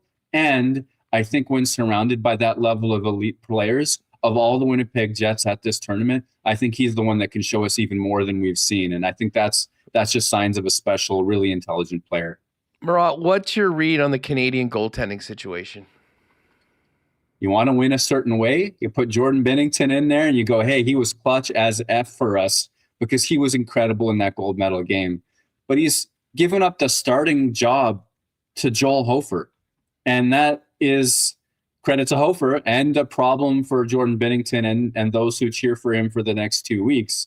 I don't rate Binner as one of the top goaltenders on the planet right now, despite him showing up clutch in that game last year. I do think that both of Team Canada's backup options are great. So maybe out of respect, maybe out of deference, I do think they may start Binner to kick this whole thing off. And that wouldn't bother me. But if he struggles and gets chaotic and all those things that he can do when he's not at his best, I think you got to run with the B+ option and just aim for consistency because the rest of the team is so good. I would have preferred for them to play the guy that's been the best for the last couple of years in Logan Thompson. And, if in case of emergency, break glass and bring up Binner with a chip on his shoulder and let him do his thing. Because the one thing is, like, we all remember the crazy, literally miraculous saves that he made in overtime that saved the gold medal. He gave up an iffy goal in every game of the tournament last year, including the gold medal game. I mean, it wasn't like he was the guy that just showed up in international competition and was an absolute brick wall. But there is a level of, I guess, they feel that he earned that with what he did last year. But it's a ballsy move, I would say, for Canada to go forward in doing that because he hasn't done a lot to help his case since that tournament happened. Well, that's a fact. And you know what? I criticize others when we get carried away with our emotions and we remember the feeling of winning with him in the net or that feeling of that miraculous save, and you sort of turn a blind eye to the rationality of what you just said. And now I'm like, he did give up goals in every single game, and he's given up a lot more of them in the year since that time. And also, let's criticize myself because 2 seconds ago I was talking about Team USA, and I was saying, well, it can be kind of risky if you want to win and you really want to win a certain way, and you're stuck a little bit. I think that can be blinding. And well, Team Canada, if they put all their eggs in Jordan Binnington's basket and fail, that would haunt. I think that they got to be quick to understand if he doesn't have the goods and go beyond vibes and into the fact that they've got other good goaltenders. And the thing that I do wonder is, like, so what's the threshold? Like, is it just win and you stay in? Because I expect the Canadians to score goals. I mean, if they come out of game number 1 beating the Czechs 6-5 or 6-4, is that enough? Now, I imagine Thompson will get one of the other 2 games. I would think that just makes sense. But how that's handled, and the one thing I'll say at the end of it, I have full confidence in John Cooper to make the right decision when it matters. But again, just going back to it, I'm a little surprised that that's the way that they've decided to go about things, Murat, because of what we've seen. How much, like, put it this way, if Binnington was on Dallas instead of St. Louis, and his GM wasn't the GM of Team Canada, do you think it would be different, or is this going to come down to John Cooper's decision? Well, I've got some pretty good friends who are in my ear saying that they should actually have separate staff for this, because they're looking at the team decisions with the Lightning players and John Cooper going with his guys, and all that sort of stuff. And now to mention Binner in that same sort of lens, like that again becomes a dangerous and inefficient way to build teams. I know though, but that people build teams with people they know and people they like, because if you've been through stuff together, you trust them more. That's a reality, no matter what the save percentage says right now. Yeah, if he were a Dallas Star, if he were a Winnipeg Jet, if he were, anyone else, maybe not. If he didn't have that overtime last year, maybe not. It's a reach. Like it has to be acknowledged as a reach. If you go over the guy's total body of the work for the last several years, you can find better goalies than Jordan Binnington. It's just he showed up when people needed him to, and they will never forget how they felt when he did. Are you expecting a Canada-USA final, or do you think Sweden or Finland might find their way into the big one? I mean, the teams are so good that it's hard to say that. Like, I think Canada-USA is most likely. I am expecting it, but that's like, the teams are so good that's maybe less than 50-50, because there's other good teams that'll surprise. And the Swedes, man, I hope they're healthy enough to make a run in line with their true talent, because they're a special team too. Murat, great stuff. Now, I know you are still enjoying a little bit of pat leave with your beautiful new addition to our world, but I imagine you've been enjoying what the athletic team is cooking up. All hands on deck for this tournament for the hockey department, that's for sure. Yeah, I love moments like this where, like, you're sort of reminded that you play for an all-star team. Like, I am who I am. If you like what I write, you like what I write. I think it's good. But then if you look at what we can do at a day like this, and you can send Pierre LeBrun and Chris Johnston and Haley Salvian and Arpon Basu and Michael Russo, and you put it all together and you do all the planning for months. And I've seen some of the meetings and all that sort of stuff, and then deliver story after story, day after day after day. And it just goes inside so many different things. I work for a great team, and I'm so impressed by what they do consistently every single day since this tournament's begun, or since the Olympics began. Last one on the way out, and I know we'll have some time to kind of look ahead to the final 5 games, but just quickly on the Jets, I know there'll be meetings. There's probably lots of discussions between GMs right now. Just as we look ahead to those 5 games before the trade deadline and then afterwards, as of right now, how different do you think that this roster is going to look on whatever it is, the 6th of March after the whistle blows? I think 2 or 3 players will be gone. I don't think that, like, my perspective is every pending UFA and some of the UFAs that are pending for next year should be on the table, but you're not going to get a price you like for every single one. And you're not going to I don't think the Jets are the type of group to absolutely gut what they've got, but they have to be listening on so many different players.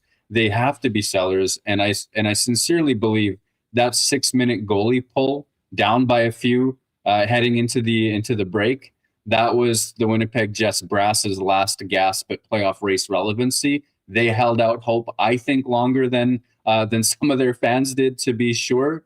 But that story's written now. This is about next year and beyond, and I'm pretty sure that's what those meetings are all about. As we speak and heading into the return of the NHL. Murat, great stuff. We'll let you get back to this hockey game. Enjoy the beginning of the men's tournament, and hopefully we're talking about some good things for our Canadian men and our Canadian women next week when we catch up again. All the best. Get back to daddy duty. Right on. Thanks, Huss. Thanks so much. All right, there's Murat. You can follow him on X at WPG Murat. And of course, he's not there, but the athletic team has a real wrecking crew over in Italy covering every aspect of the Olympic Games. Speaking of the Olympic Games, we're going to dive in. Oh, geez, another USA goal. We're going to dive in to our favorite picks for the tournament. I mean, I think we're all picking Canada to win, so that would be short, but we're going to look at the rest of the teams, some of the prop numbers. Jake and Pat are going to join us in just a moment. But let me remind you, gang, that you got, 2 days to get your tickets before the ultimate bonus deadline for the St. B Mega Million Choices Lottery. Go to stbmegamillionchoices.ca to grab your tickets. You can also pick them up in person at Red River Co-op locations or London Drugs if you'd like to do it that way. Now, everyone that gets a ticket is going to have a chance to become Manitoba's next millionaire with a choice of one of 5 $1.5 million dream home packages or $1.25 million in tax-free cash. But this ultimate bonus that closes on Thursday at midnight is phenomenal. Over $140,000 in cash and prizes available. One of 3 incredible vehicles: a 2026 Genesis, a 2026 Chevy Silverado, a 26 Mitsubishi Outlander, as well as a $20,000 fairconnect.com travel voucher or $75,000 cash tax-free. There's 8 $5,000 shopping sprees at St. Vital Polo Park or the Outlet Collection. And this is the one that I'm locked in on, the Ultimate World Cup Experience. Tickets, hotel, airfare for 2 to a World Cup game in Vancouver, valued at over $10,000 plus $2,000 cash. That is all part of the ultimate bonus. Deadline for that is midnight this Thursday, February 12th. You'll also be in for more than $280,000 in early bird prizes and, of course, the grand prizes. And it's all in support of our friends at the St. Boniface Hospital Lottery. So get those tickets today, stbmegamillionchoices.ca. I know a few people are maybe cutting out of work early, might be doing that on Friday as well for the Canada-Swiss game. If you're looking for a great spot for the game, hit your local Boston Pizza. BP is fully behind Team Canada heading into the men's tournament. And as our women continue, watch the game on the big screens with big sound and enjoy ice-cold schooners, world-famous BP wings, gourmet pizzas, and more. And hey, if you are staying at home, you can get the great taste of Boston Pizza by ordering online at bostonpizza.com. Jake's locked and loaded, looking good in the Canada hat. We saw Connor in that sweet new Canada hat that he was rocking. Of course, he picked that up over at Royal Sports.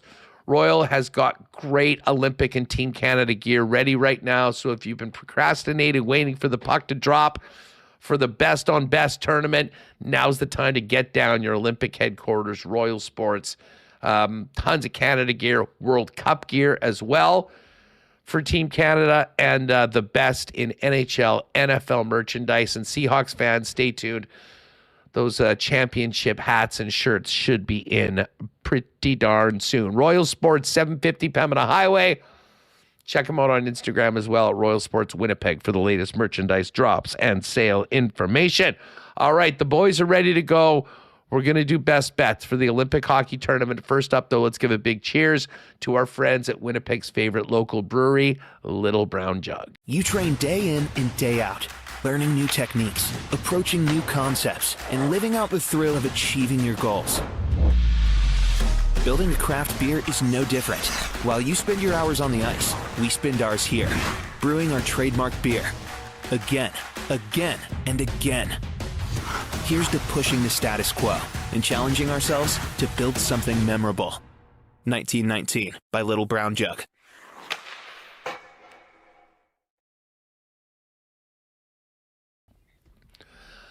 All right, more Olympic hockey talk. We are going to get to some of our best bets, break down the odds for Canada, USA, the Finns, the Swedes, and more. And to do that, we welcome in the two-headed monster to make it a three-way dance, to use a wrestling parlay. Pat Gregoire, Jake Bolin Moss from Coolbet. Both fellas looking pretty darn good, rocking the Canada red. Although, Jake, I love that black Team Canada hat. Not bad. And Patty, we're just getting the Four Nations vibes with that hoodie that you're rocking. Yeah, unfortunately, I didn't get to experience what you guys experienced in Boston. I know there's going to be some nostalgic feels for you guys, but I do have my Crosby jersey over on the right side. I did get a jersey, did get the trip, didn't get the memories that you guys built, but that's okay. We're on to Milan, and I'm really excited for this tournament. Jake, I know your Toronto Maple Leafs were driving you absolutely insane over the past few weeks. Now that we get into this Olympic break, where is your tension level before, as right now, just a couple days before we actually drop the puck in something that means a hell of a lot to people from coast to coast? Yeah, I mean, I'm pretty excited, if I'm being honest with you, Huss. You know, I was nervous about my football team, and, you know, they kind of proved everyone right with that Super Bowl game. And, you know, I was nervous about the way this Leaf season gone, but, you know, that's kind of fading away. I'm excited for this best on best Olympics. It's been a long time since we've had a tournament of this stature. Obviously, Four Nations was incredible, and it was a good little tester, a little feeler to get us to this point. But to have this, you know, on the biggest stage at the Olympics, I'm really excited. Even if the games are, you know, 10 in the morning, 8 in the morning, it doesn't matter to me. I'm looking forward to getting another chance, another crack at the U.S. and hopefully beat them one more time, because I'll tell you what, every time I see those Olympic commercials about the U.S., I just cannot wait to get the chance to beat them again. So I'm excited. Well, you and I were lucky enough to be there, and as I put out afterwards, I went back and checked out that video that we put out before the game, and like that was literally the most important win. I mean, just with everything happening around it, all the ridiculous socio-political bullshit that was around it. I mean, getting the 51st state in our face from all those mass holes the second we got out there. There has never been a win that felt as good. But the other side of it would have been like the end of the world. And I think we're right back there where we were a year ago in Boston for this one to get going. Let's start off just with the futures. And Sure. Listen, Canada's at plus 120. That was actually, it had been 120 for a long time. It went down to plus 110. It's back up to plus 120. In the last week, though, there's been a big drop in USA. Like the USA number, I think, was 220 or plus 215. They're now at plus 170. And the Sweden and the Finland numbers have gone up. I'll be honest, I don't, as much as I'm all in for a Canada-US final, sign me up for that. Guys, I don't think that it's necessarily just those two teams. This isn't like the, women's hockey 10 years ago, or even somewhat now, where you just wake me up at the gold medal final. I mean, the Swedes and the Finns, but also the Czechs, the Swiss. I mean, there will be an upset at some point in this tournament. Yeah, I mean, when you just even look at the top three odds, it kind of goes to show you that it is likely Canada-US. When you look at the top three odds, Canada minus 435 basically to get a medal, US minus 333, and then Sweden is next at minus 133, but Finland plus 150. I'd say there's some good value on Czechia at plus 275. I like the makeup of their roster. We've seen what they've done at the World Championships. You know how much that means with a lot of great top-end talent on that group. I mean, is it all likely that we do see Canada and US in that final? Possibly, probably, but I wouldn't be counting out some of these other teams just yet. I mean, there's far too much talent when you look at a lot of these rosters across everywhere. I know Sweden, there's a little bit concerns with William Nylander's health, him coming in a little bit hurt, but man, like even he misses one game. What are they playing Italy in game one? I mean, likely it's just he's resting up and going to be good to go for the rest of the tournament. Jake, the expectations are the U.S. should just walk through their group, and that's somewhat significant when we get to points and goal-scoring props. You would hope and expect that Canada does the same. To me, Finland, Sweden, I would expect will be the 3-4 teams, but again, because of the way if one of those teams wins in regulation, there is a chance that either the Finns or the Swedes are going to have to play in that qualifying round and then would be the low seed of the teams that are remaining if they moved on into the quarters. Yeah, Huss, I mean, you even mentioned the U.S., walking through their group. I think the odds really reflect this. You go to the team performance tab over in the Olympic futures. Most goals scored in the round robin. U.S. is pretty obvious favorite, -118. Canada up next at 2-1. So, I mean, you see there, right there, they're expecting U.S. to put up some big numbers in that round robin, take care of business in their group. You hope Canada does the same, like you mentioned. And then, immediately we're looking at a collision course. You mentioned Finland and Sweden. That could get a little dicey. With those two teams, I think I agree with Patty. The number on the checks to get in the medals is pretty nice number at +275. I was eyeing a couple Czech guys. I think, their top unit, pretty strong. Obviously, it falls off a bit as the depth isn't quite there for the Czechs like it is for U.S. and Canada. But yeah, I wouldn't count that team out among the rest of the teams there in the tournament. Before we dive into some players, Canada's -435 to win Group A. USA's -1,000. I mean, their opponents are Germany, Latvia, and Denmark. And then Sweden -145 to win Group B. Finland +130. The Finns beat the Swedes in OT at the Four Nations. I think they're very live. They get Heiskanen back, who wasn't there. So if you're looking for maybe a bit of a flyer just on the group stage, which will likely come down to that early morning game, I think on Friday, 5 a.m. our time, Finland, Sweden, something that you might want to check out. Now, guys, as we move over to some player props, Coolbet's got the top point scorer, top goal scorer from all the top teams, as well as for the tournament. I just had Chris Meaney on, and Meaney made a great point. If you make it to the gold medal game, you will be playing, and you win your group, you'll be playing 6 games in the tournament. Half of that is the round robin. And there is potential for some laughers in the round robin. I mean, I would say especially when you look at, Sweden and Finland, who get Italy, and, the U.S., who has that group that, as we mentioned, includes Latvia and Denmark. Kind of looks a lot like the New England Patriots regular season schedule, doesn't it? I was going to take. Buddy, you won. I was going to take the high road. You won. Sorry, it was too easy. Well played. Easy. Played.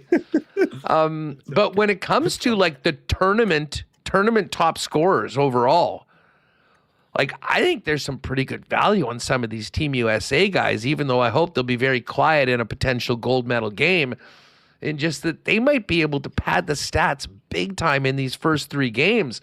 So listen, I get it why McKinnon and McDavid are the top 2 guys at 9 and 10 to 1. But I mean, Austin Matthews at 12 to 1. He's got a lot of pressure on his shoulders. He's wearing the C again. But we went a little further down the board. I mean, Jack Eichel at 25 to 1. The name, like, he mentioned Matt Boldy to me. Boldy's playing on that top, like 60 to 1 That's for the top goal scorer in this. Number just jumped out to me, and the one above it, Tage Thompson, 50 to 1. I mean, either one of those, I think you're in a great spot. Like, if you're looking for a flyer to throw in at a big number on a guy that might be able to get fat and happy against some of these teams that won't be around once we get to the playoff round, I mean, those 2 guys kind of just jump off the page. Well, I think Tage Thompson, that's one that certainly is intriguing when it comes to the goal scoring, just with the value that you have on him. What is he? Is he playing on which line is he actually even on right now? I'm not even entirely sure. Actually, we've got those. Remo, can you fire up the USA lines again for a second if you've got them handy? Thompson looks like Thompson's on the third line with Larkin and Connor right now. I'm just looking at Puck PD here. Boldy's he's slated to play with Matthews and Gensel. Another thing too, got to take a look at the power plays as well. I think these top dogs are going to eat on the power play. They're going to eat on the man advantage. We also know it's international rules. It's a tighter whistle. Expect to see a lot of these lower teams not be able to kind of keep up with the speed, a lot of clutching, a lot of grabbing. So looking at that there, it's not as sexy as the big long shot that you guys were talking about. But when you look at Jack Eichel 17-1 to lead the tournament in point scoring. That seems like a whole ton of value there. The only ones with longer odds are Ranton and McKinnon and McDavid. So it's certainly not as far down the board as the other, but I feel like with the schedule that US has and with where Eichel's playing on the point on the power play, he's going to be playing some significant minutes on that second line between the two Tkachuk brothers. It's almost, that's going to probably be a 1A, 1B line if you guys think about it, fellas. So 70-1 at a tournament top scorer. I don't know if we're getting right into our picks yet, but that is one of my official plays for point scorers. Well, you know what? Let's start off right there, Patty. I mean, you mentioned for the tournament, top goal scorer, top point scorer. Before we sort of dive into the individual teams, what's on the card? So that one there is my top point scorer, and then when we look to the top goal scorer, I heard you and Meaney talking about this, but Macklin Celebrini, does that not seem like a pretty good opportunity for him to play on a line with Connor McDavid and having Connor McDavid set him up? I've also got another Celebrini play later on in the show, which I'll give out as well. But Meaney brings up a great point. Even if we do see the blender come out and we see some line shuffling, I think Celebrini is going to be tied to McDavid. If we don't see him on that line, he's probably only going to drop down to the second line. So then now or maybe the third line even, but he's going to be playing with Crosby. He's going to be playing with McKinnon. Like, he's going to be playing with an elite player. And let's be honest, fellas, Macklin Celebrini is not just like this little add-on as your extra forward to get a little experience and learn with some of these pros. He is one of the best players on the planet right now. He is unbelievable. I heard Meaney say that he would probably be his vote right now for MVP, and it's hard to argue. So I think this is going to be a huge breakout point for Celebrini to come out on the national stage and really light it up, and he's going to benefit from playing with some really great players as well. Yeah, listen, I'm heavy in on Celebrini as well. Bets that I've already made: Celebrini 7-1 to lead Canada in goals. And as much as I think there's some value on a couple long shots and some Americans, it's the only place they'll get onto my card. He was on a couple of these individual bets. I got him at 30-1 to lead the tournament. That number's come down just a little bit. It seems like once people realize who he's playing with, that there's been a bit of action on that. 27-1 for Macklin Celebrini. Jake, let me put it over to you for the tournament goals and tournament points. Where'd you end up on? Listen, man, goals, I'm having a hard time shying away from the chalk. I mean, Nate McKinnon's comments in the media, I was telling Patty about it earlier in our meeting today, just being like, I ain't here for the whole shebang. I don't care about the experience. I'm here to win gold. Like, it's just got me all fired up for the Nate dog. So hard to shy away. I mean, he had 4 goals in the Four Nations in 4 games. You give him 6 games against some, early, easier competition. I think he could find a way to light it up. I look at the point scorers, Huss. Do you want to take a risk on a team that's not U.S. or Canada? I don't mind David Pasternak at 20-1. I mean, you got to imagine he's going to get a ton of ice here in this tournament. The guy's like 6th in NHL scoring. He's always near the top of the NHL scoring. And you think about the guys that Pasternak's played with throughout the years, it's not really a who's who. You look at the rest of his team, Hurdle, Natchez. Natchez gets to play with Nate McKinnon every day. Obviously, he's going to have some inflated points. But David Pasternak finds a way to produce no matter who he's playing with. And with the line that he's projected to be on right now with Hurdle and Natchez, a top power play, you expect he's going to get a ton of ice time. I don't mind his number down at 20-1, right in that Celebrini range. If assuming they get through the qualifying round, get into the, quarterfinal, semifinal range, I think he could have a nice big tournament. And don't be surprised if Pasternak's near the top of that board by the end of it. Now, on that note, Jake, just to pick your brain here, because I kind of was humming and hawing, and I do have a Czech player on my card later on, but would you sacrifice a little bit of juice and maybe take the safer play with him at 14-1 to be the tournament top goal scorer? Because I think if he's going to be filling the net, it's likely him scoring a lot of those goals with the 2 guys that are on his line. That's something that kind of jumped out at me. I didn't end up playing it, but the more you're talking about it, the more it seems more intriguing to me. But I'm kind of intrigued at that 14-1 for Pasta to lead the tournament in scoring. Yeah, I mean, I don't think it's a bad play either. It's been like a more down year for Pasta in terms of goal scoring. I think he only has like 22 this year, and he has a ton of assists. I know Geeky's had a monster year for the Bruins as well. So, yeah, I mean, listen, it's a totally different situation. It's not Bruins hockey every night. It's completely different with it being the Czechs. I don't think you're in a bad spot with that 14-1 on the tournament goal scorer. I even was looking at, if you go to the specific point scorer for Czechia, I know he's the chalk, but plus 130, I really like. I think this guy is the clear leader of this Czechia team. I think he's going to have a big tournament here, and he's going to go as far as he can drag that team. Yeah, big time trigger man. I mean, Marty Nakash will garner some at 4-1 for the top point scorer and for goals. All right, as far as our individual wagers, I went over mine for Canada, loving Macklin Celebrini and the opportunity there. I got to tell you, now listen, I won't blame it on you guys, but I think William Nylander is incredibly overvalued, being a Leaf guy with all the people there in that market. Like, when you look at that team, and especially the fact that he's banged up right now, for him to be, plus 300 for top goals, plus 225, and then there's a big gap in Lucas Raymond for top point scorer for Sweden. I think we're off. The guy that I love, that I think is being criminally underrated, is Kempe from the LA Kings.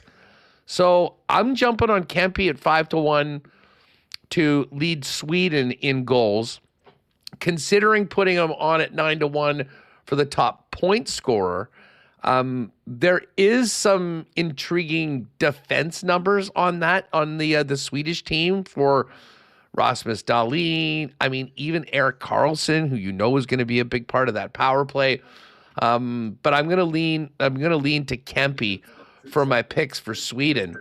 And then when I look over at Finland, the Finland numbers, where are our Finns here? Slovakia. Did I miss Finland when I was going up? Finland. Yeah, here we are.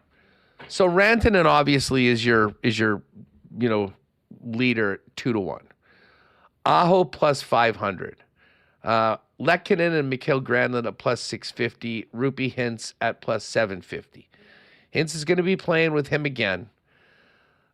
To me, Rupi Hintz is so slept on right now as one of the top guys. If he's centering the top line in the top power play, plus 750 for Rupi Hintz to lead Finland in points is something that I cannot stay away from. So count me in.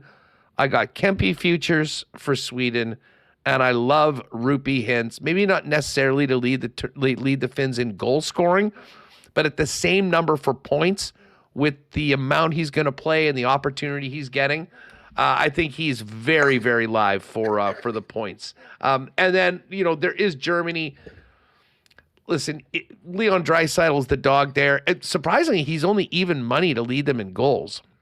He's minus 155 to lead them in points. I do think Stützle at 4-1 for points is probably alive. I mean, I imagine they'll play together a lot. Very dynamic player. Probably won't get into that one too much on the Germans, but those are kind of my favorite individual team plays as we round it up. Pat, what about you? What outside of Canada, who we just talked about in the United States? Well, it's funny you mentioned Hintz. I'm on him for top point scorer as well. For Finland. The other one that I'm on for points scorer, it's kind of going against Jake, but it kind of plays into it as well. And I'm more betting the number than the guy here. And it is Martin Necas to lead the Czechs in points at 4-1. You mentioned it, obviously everything about Pasternak. Like, the guy is the face of Czechia hockey, but like, Martin Necas is having an unbelievable season. And yes, he's playing with Nathan McKinnon, but like, that top line with David Pasternak and Thomas Hertl, they're going to get a ton of ice time. He's on the first power play unit. This is a guy that gets up when he puts that crest on his chest, when he plays for Czechia. 14 points in his last 12 games. He was on that team for the World Cup. They won back in 24. I just think that the discrepancy between Pasta and Natchez shouldn't be so big, at least for points. For goal scoring, I get it, and I get you're right, Jake. It's definitely not a typical Pasta goal scoring season, but at 4-1, I just like the number a lot, so that's why I lead with Natchez to lead check in points. Jake, what about you? Yeah, I mean, I mentioned Pasta. I think Patty and I kind of covered the bases on Chechia, so that probably means Hurdle's going to lead the team in points if I had to imagine, just knowing our luck. Yeah, Huss, you mentioned it. Stützle, Germany, at top point scorer at 4-1. I don't mind the value there. Listen, that's no knock on Leon Draisaitl. Obviously, he's an absolute leader of that team. But I think, value-wise, Stützle is going to be there right alongside Draisaitl. I think that's a really nice number. Heading over to the goal scorer section. I mean, I liked a lot what you said about the Finns. And Kempe, that Kempe number is real nice. 5-1 top goal scorer. I do think, when it comes to Nylander, I think he is a little overvalued as well, Huss. He obviously missed practice. I believe that was this morning. So, I don't really know what's going on there. And, it might be a fade Nylander type of tournament. I'm sure I'll say that. And then, as always, when I fade Nylander, he absolutely lights it up and, makes me eat crow. So don't be surprised if he does end up having a big tournament. But yeah, and I am a little concerned about, how injured he is. And, the fact that he's missing practice obviously isn't a good sign for that Swedish club, given he's odds on favorite to be their top point scorer in this tournament. One other thing I want to get to before we wrap is some of the player prop totals for the tournament. Yeah. If you, listen, it'll take you a minute, gang, to get through all of this. But after you get through the teams and the top point scorers for all the teams, you've got, oh, by the way, I forgot one other. Nico Hischier, 4-1 top point scorer from Switzerland. I think I love that number. I mean, Fiala's plus 230. He'll be a big part of it. Timo Meier will be in there, but I mean, Hischier's going to be your number one center doing all that stuff. Yeah. To me, that number was something that was pretty attractive. So we've got goals and points props for a number of players in the tournament. We won't go through them all, but I'm in on 3 of them right off the bat. We talked about Celebrini. 6.5 is the number for points in the tournament at even money to the over. Give me over. I think we're going to be talking about this as his real true coming out party to the rest of the nation that never sees him play for the Sharks on the West Coast. Love Celebrini in this case. We talked about the Finns. I think Miro Heiskanen coming back and quarterbacking their power play and being with his teammate Esa Lindell. He's probably going to play 30 minutes a night. Over 4.5 points for Miro Heiskanen at -105. Love him. And then I've got to take an under on a Team USA player. And you Leaf guys will love this. Let's go under 6.5 total points in the tournament for Brady Tkachuk. Listen, I'm sure he'll be in the mix in a couple of them. But to me, I think a lot of that scoring is going to come from the Matthews line and the top power play.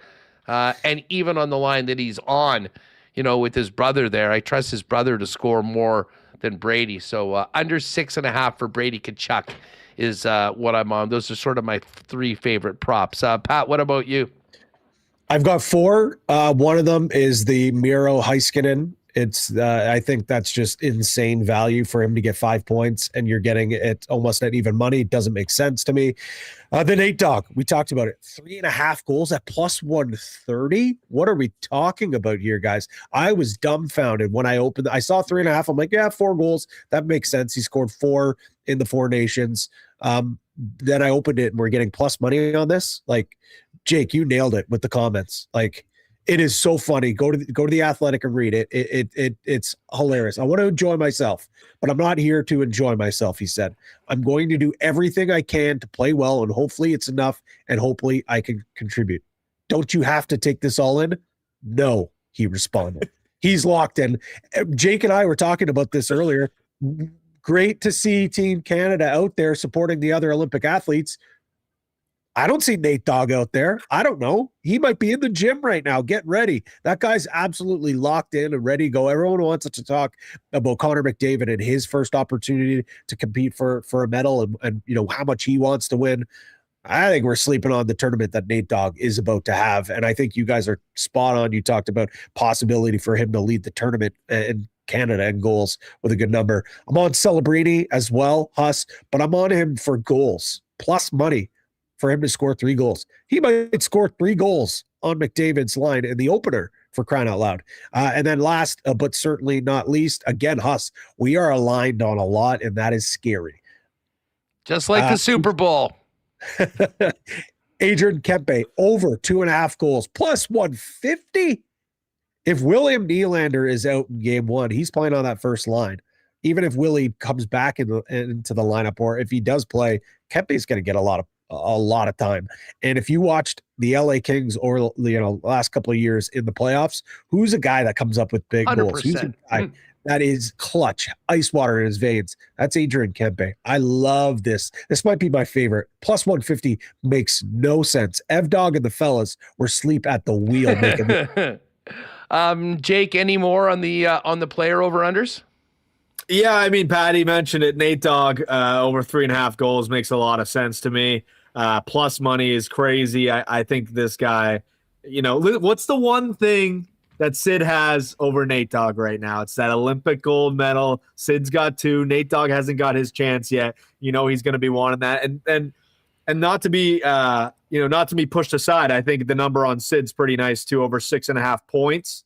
Minus 133. I think he's going to get plenty of opportunity. I know he's playing third line center, but he's going to be on the first power play unit. Yeah. And don't be surprised. Don't be surprised if Canada needs a goal, or depending on how things go, to see a Suzuki Crosby swap where Suzuki moves into the middle of that third line with Stone and Marner, and he rolls shotgun with McKinnon on line number 2. I wouldn't at all be surprised if that happened at some point in the tournament. I mean, you forget too. I went and looked at the 4 Nation stats just to see. It felt like Sid had a quiet tournament. He had 5 points, goal and 4 assists. Like it was just another Sid masterclass. So don't be surprised if he's a point per game guy. And he's been there, done that. The Olympics. It's been a long time. We're coming up on 12 years since his last Olympic competition. I'm excited to see him with all these young, up and coming talent like Celebrini and. Obviously McKinnon and McDavid, not really up and coming anymore. But for the Olympics, it's their first time, and I'm real excited to see it all unfold. So I'm heavy on the Canada guys. I don't know if you can blame me for that though. Hey, listen, that's where the cards are at. I've got a nice fat one on the gold medal, and now we'll fill out the cards the rest of the way, folks. It is all available right now. Coolbet.com. Click on the Olympics, Olympic hockey. All the futures are up until the puck is dropped. I guess it is tomorrow morning. So do it this evening. There's 2 games tomorrow.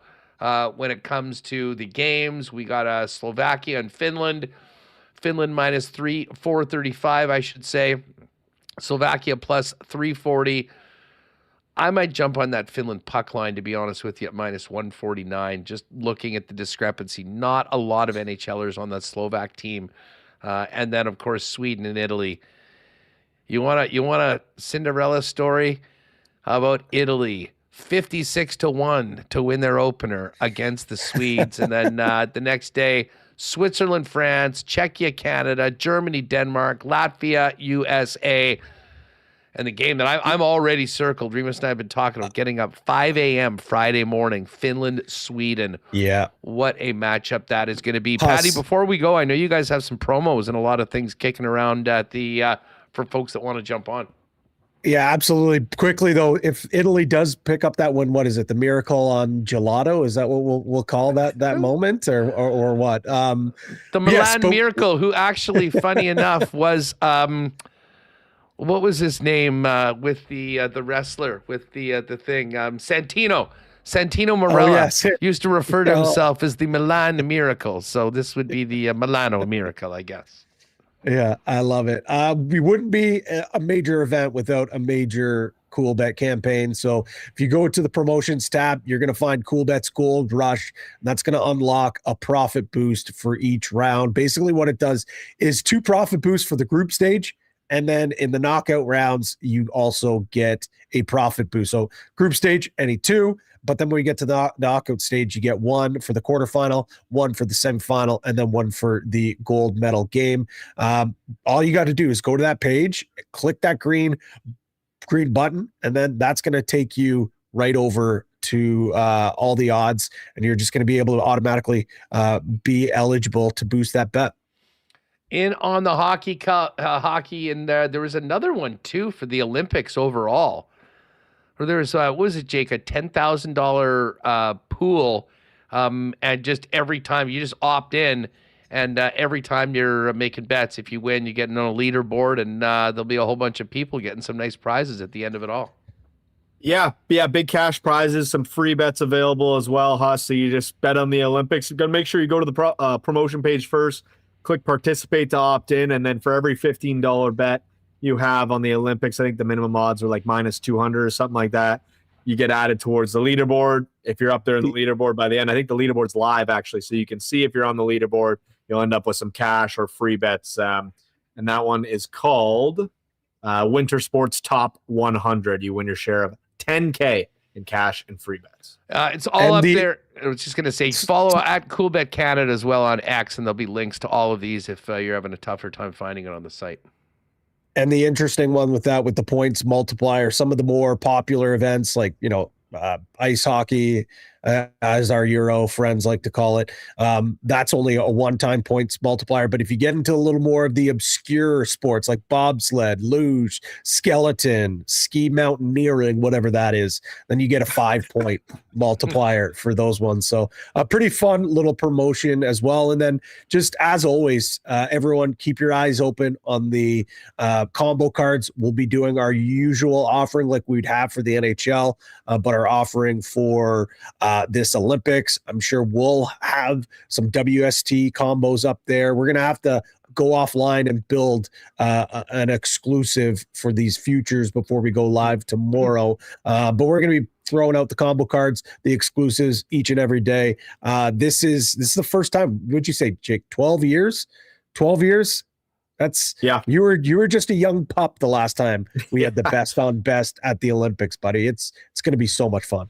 Boys, get some rest. There's going to be some early mornings over the next little while when this tournament gets going, but it'll be all worth it. Appreciate you jumping on as always, and credit to me. I appreciate all of your congratulations that have not come for winning the prop draft for the Super Bowl. I will accept it now. And Barry Horowitz myself was that Seahawks 13-18.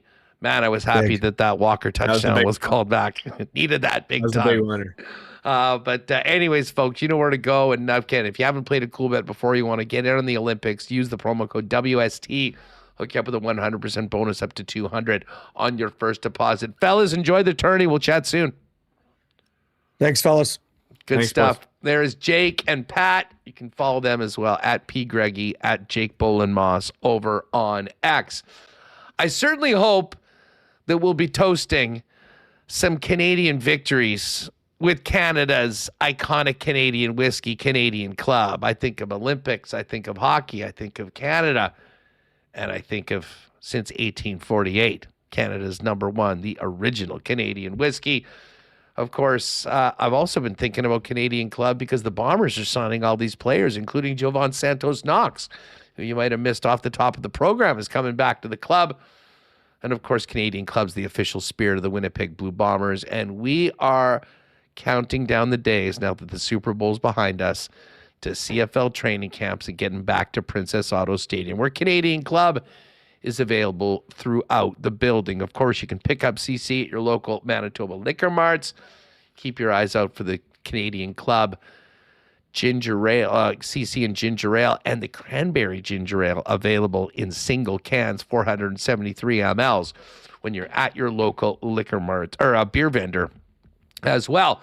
And hey, if you missed it earlier today, we have just launched for the next couple weeks leading into the HSC Foundation's Gala, a week Saturday. the auction to come with myself out to Aikens Lake Wilderness Lodge. It's givergy.ca/savor, SAVOUR 2026. You can get a bid in on that. And of course, we'll be heading out to the incredible world-class Aikens Lake Wilderness Lodge. 3 days, 3 nights, world-class fishing, and even better hospitality.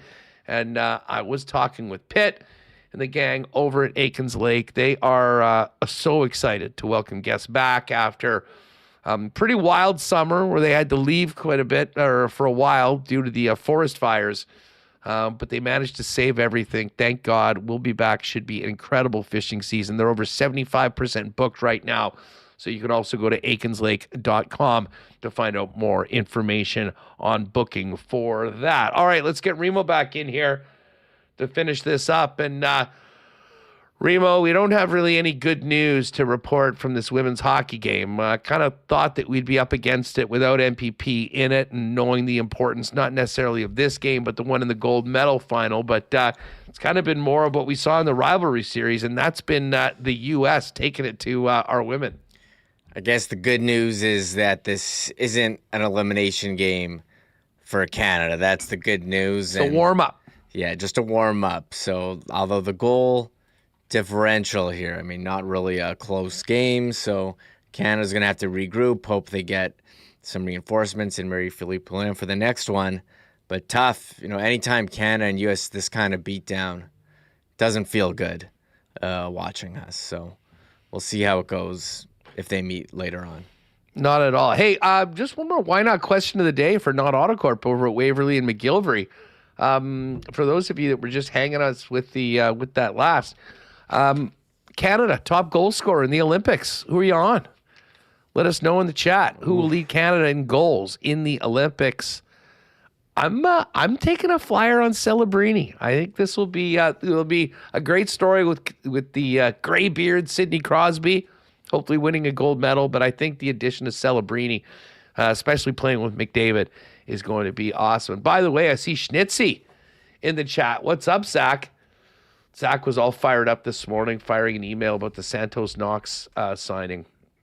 I got to tell you, Reem, Santos Knox, this could be one of those little sleeper signings that, wasn't a big name during the tampering period, if you will. But bringing him back, adding, a real versatile player that, Jordan Younger is going to love in that Bomber defense. Love the moves that the team's made so far in this offseason.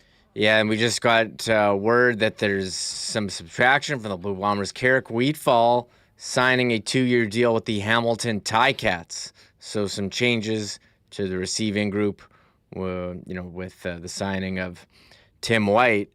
I see he's actually going to be doing an autograph signing in the city later this week. So, Wilson, Dembski, Tim White, they announced the Neild signing today as well. Had some big catches for the Rough Riders.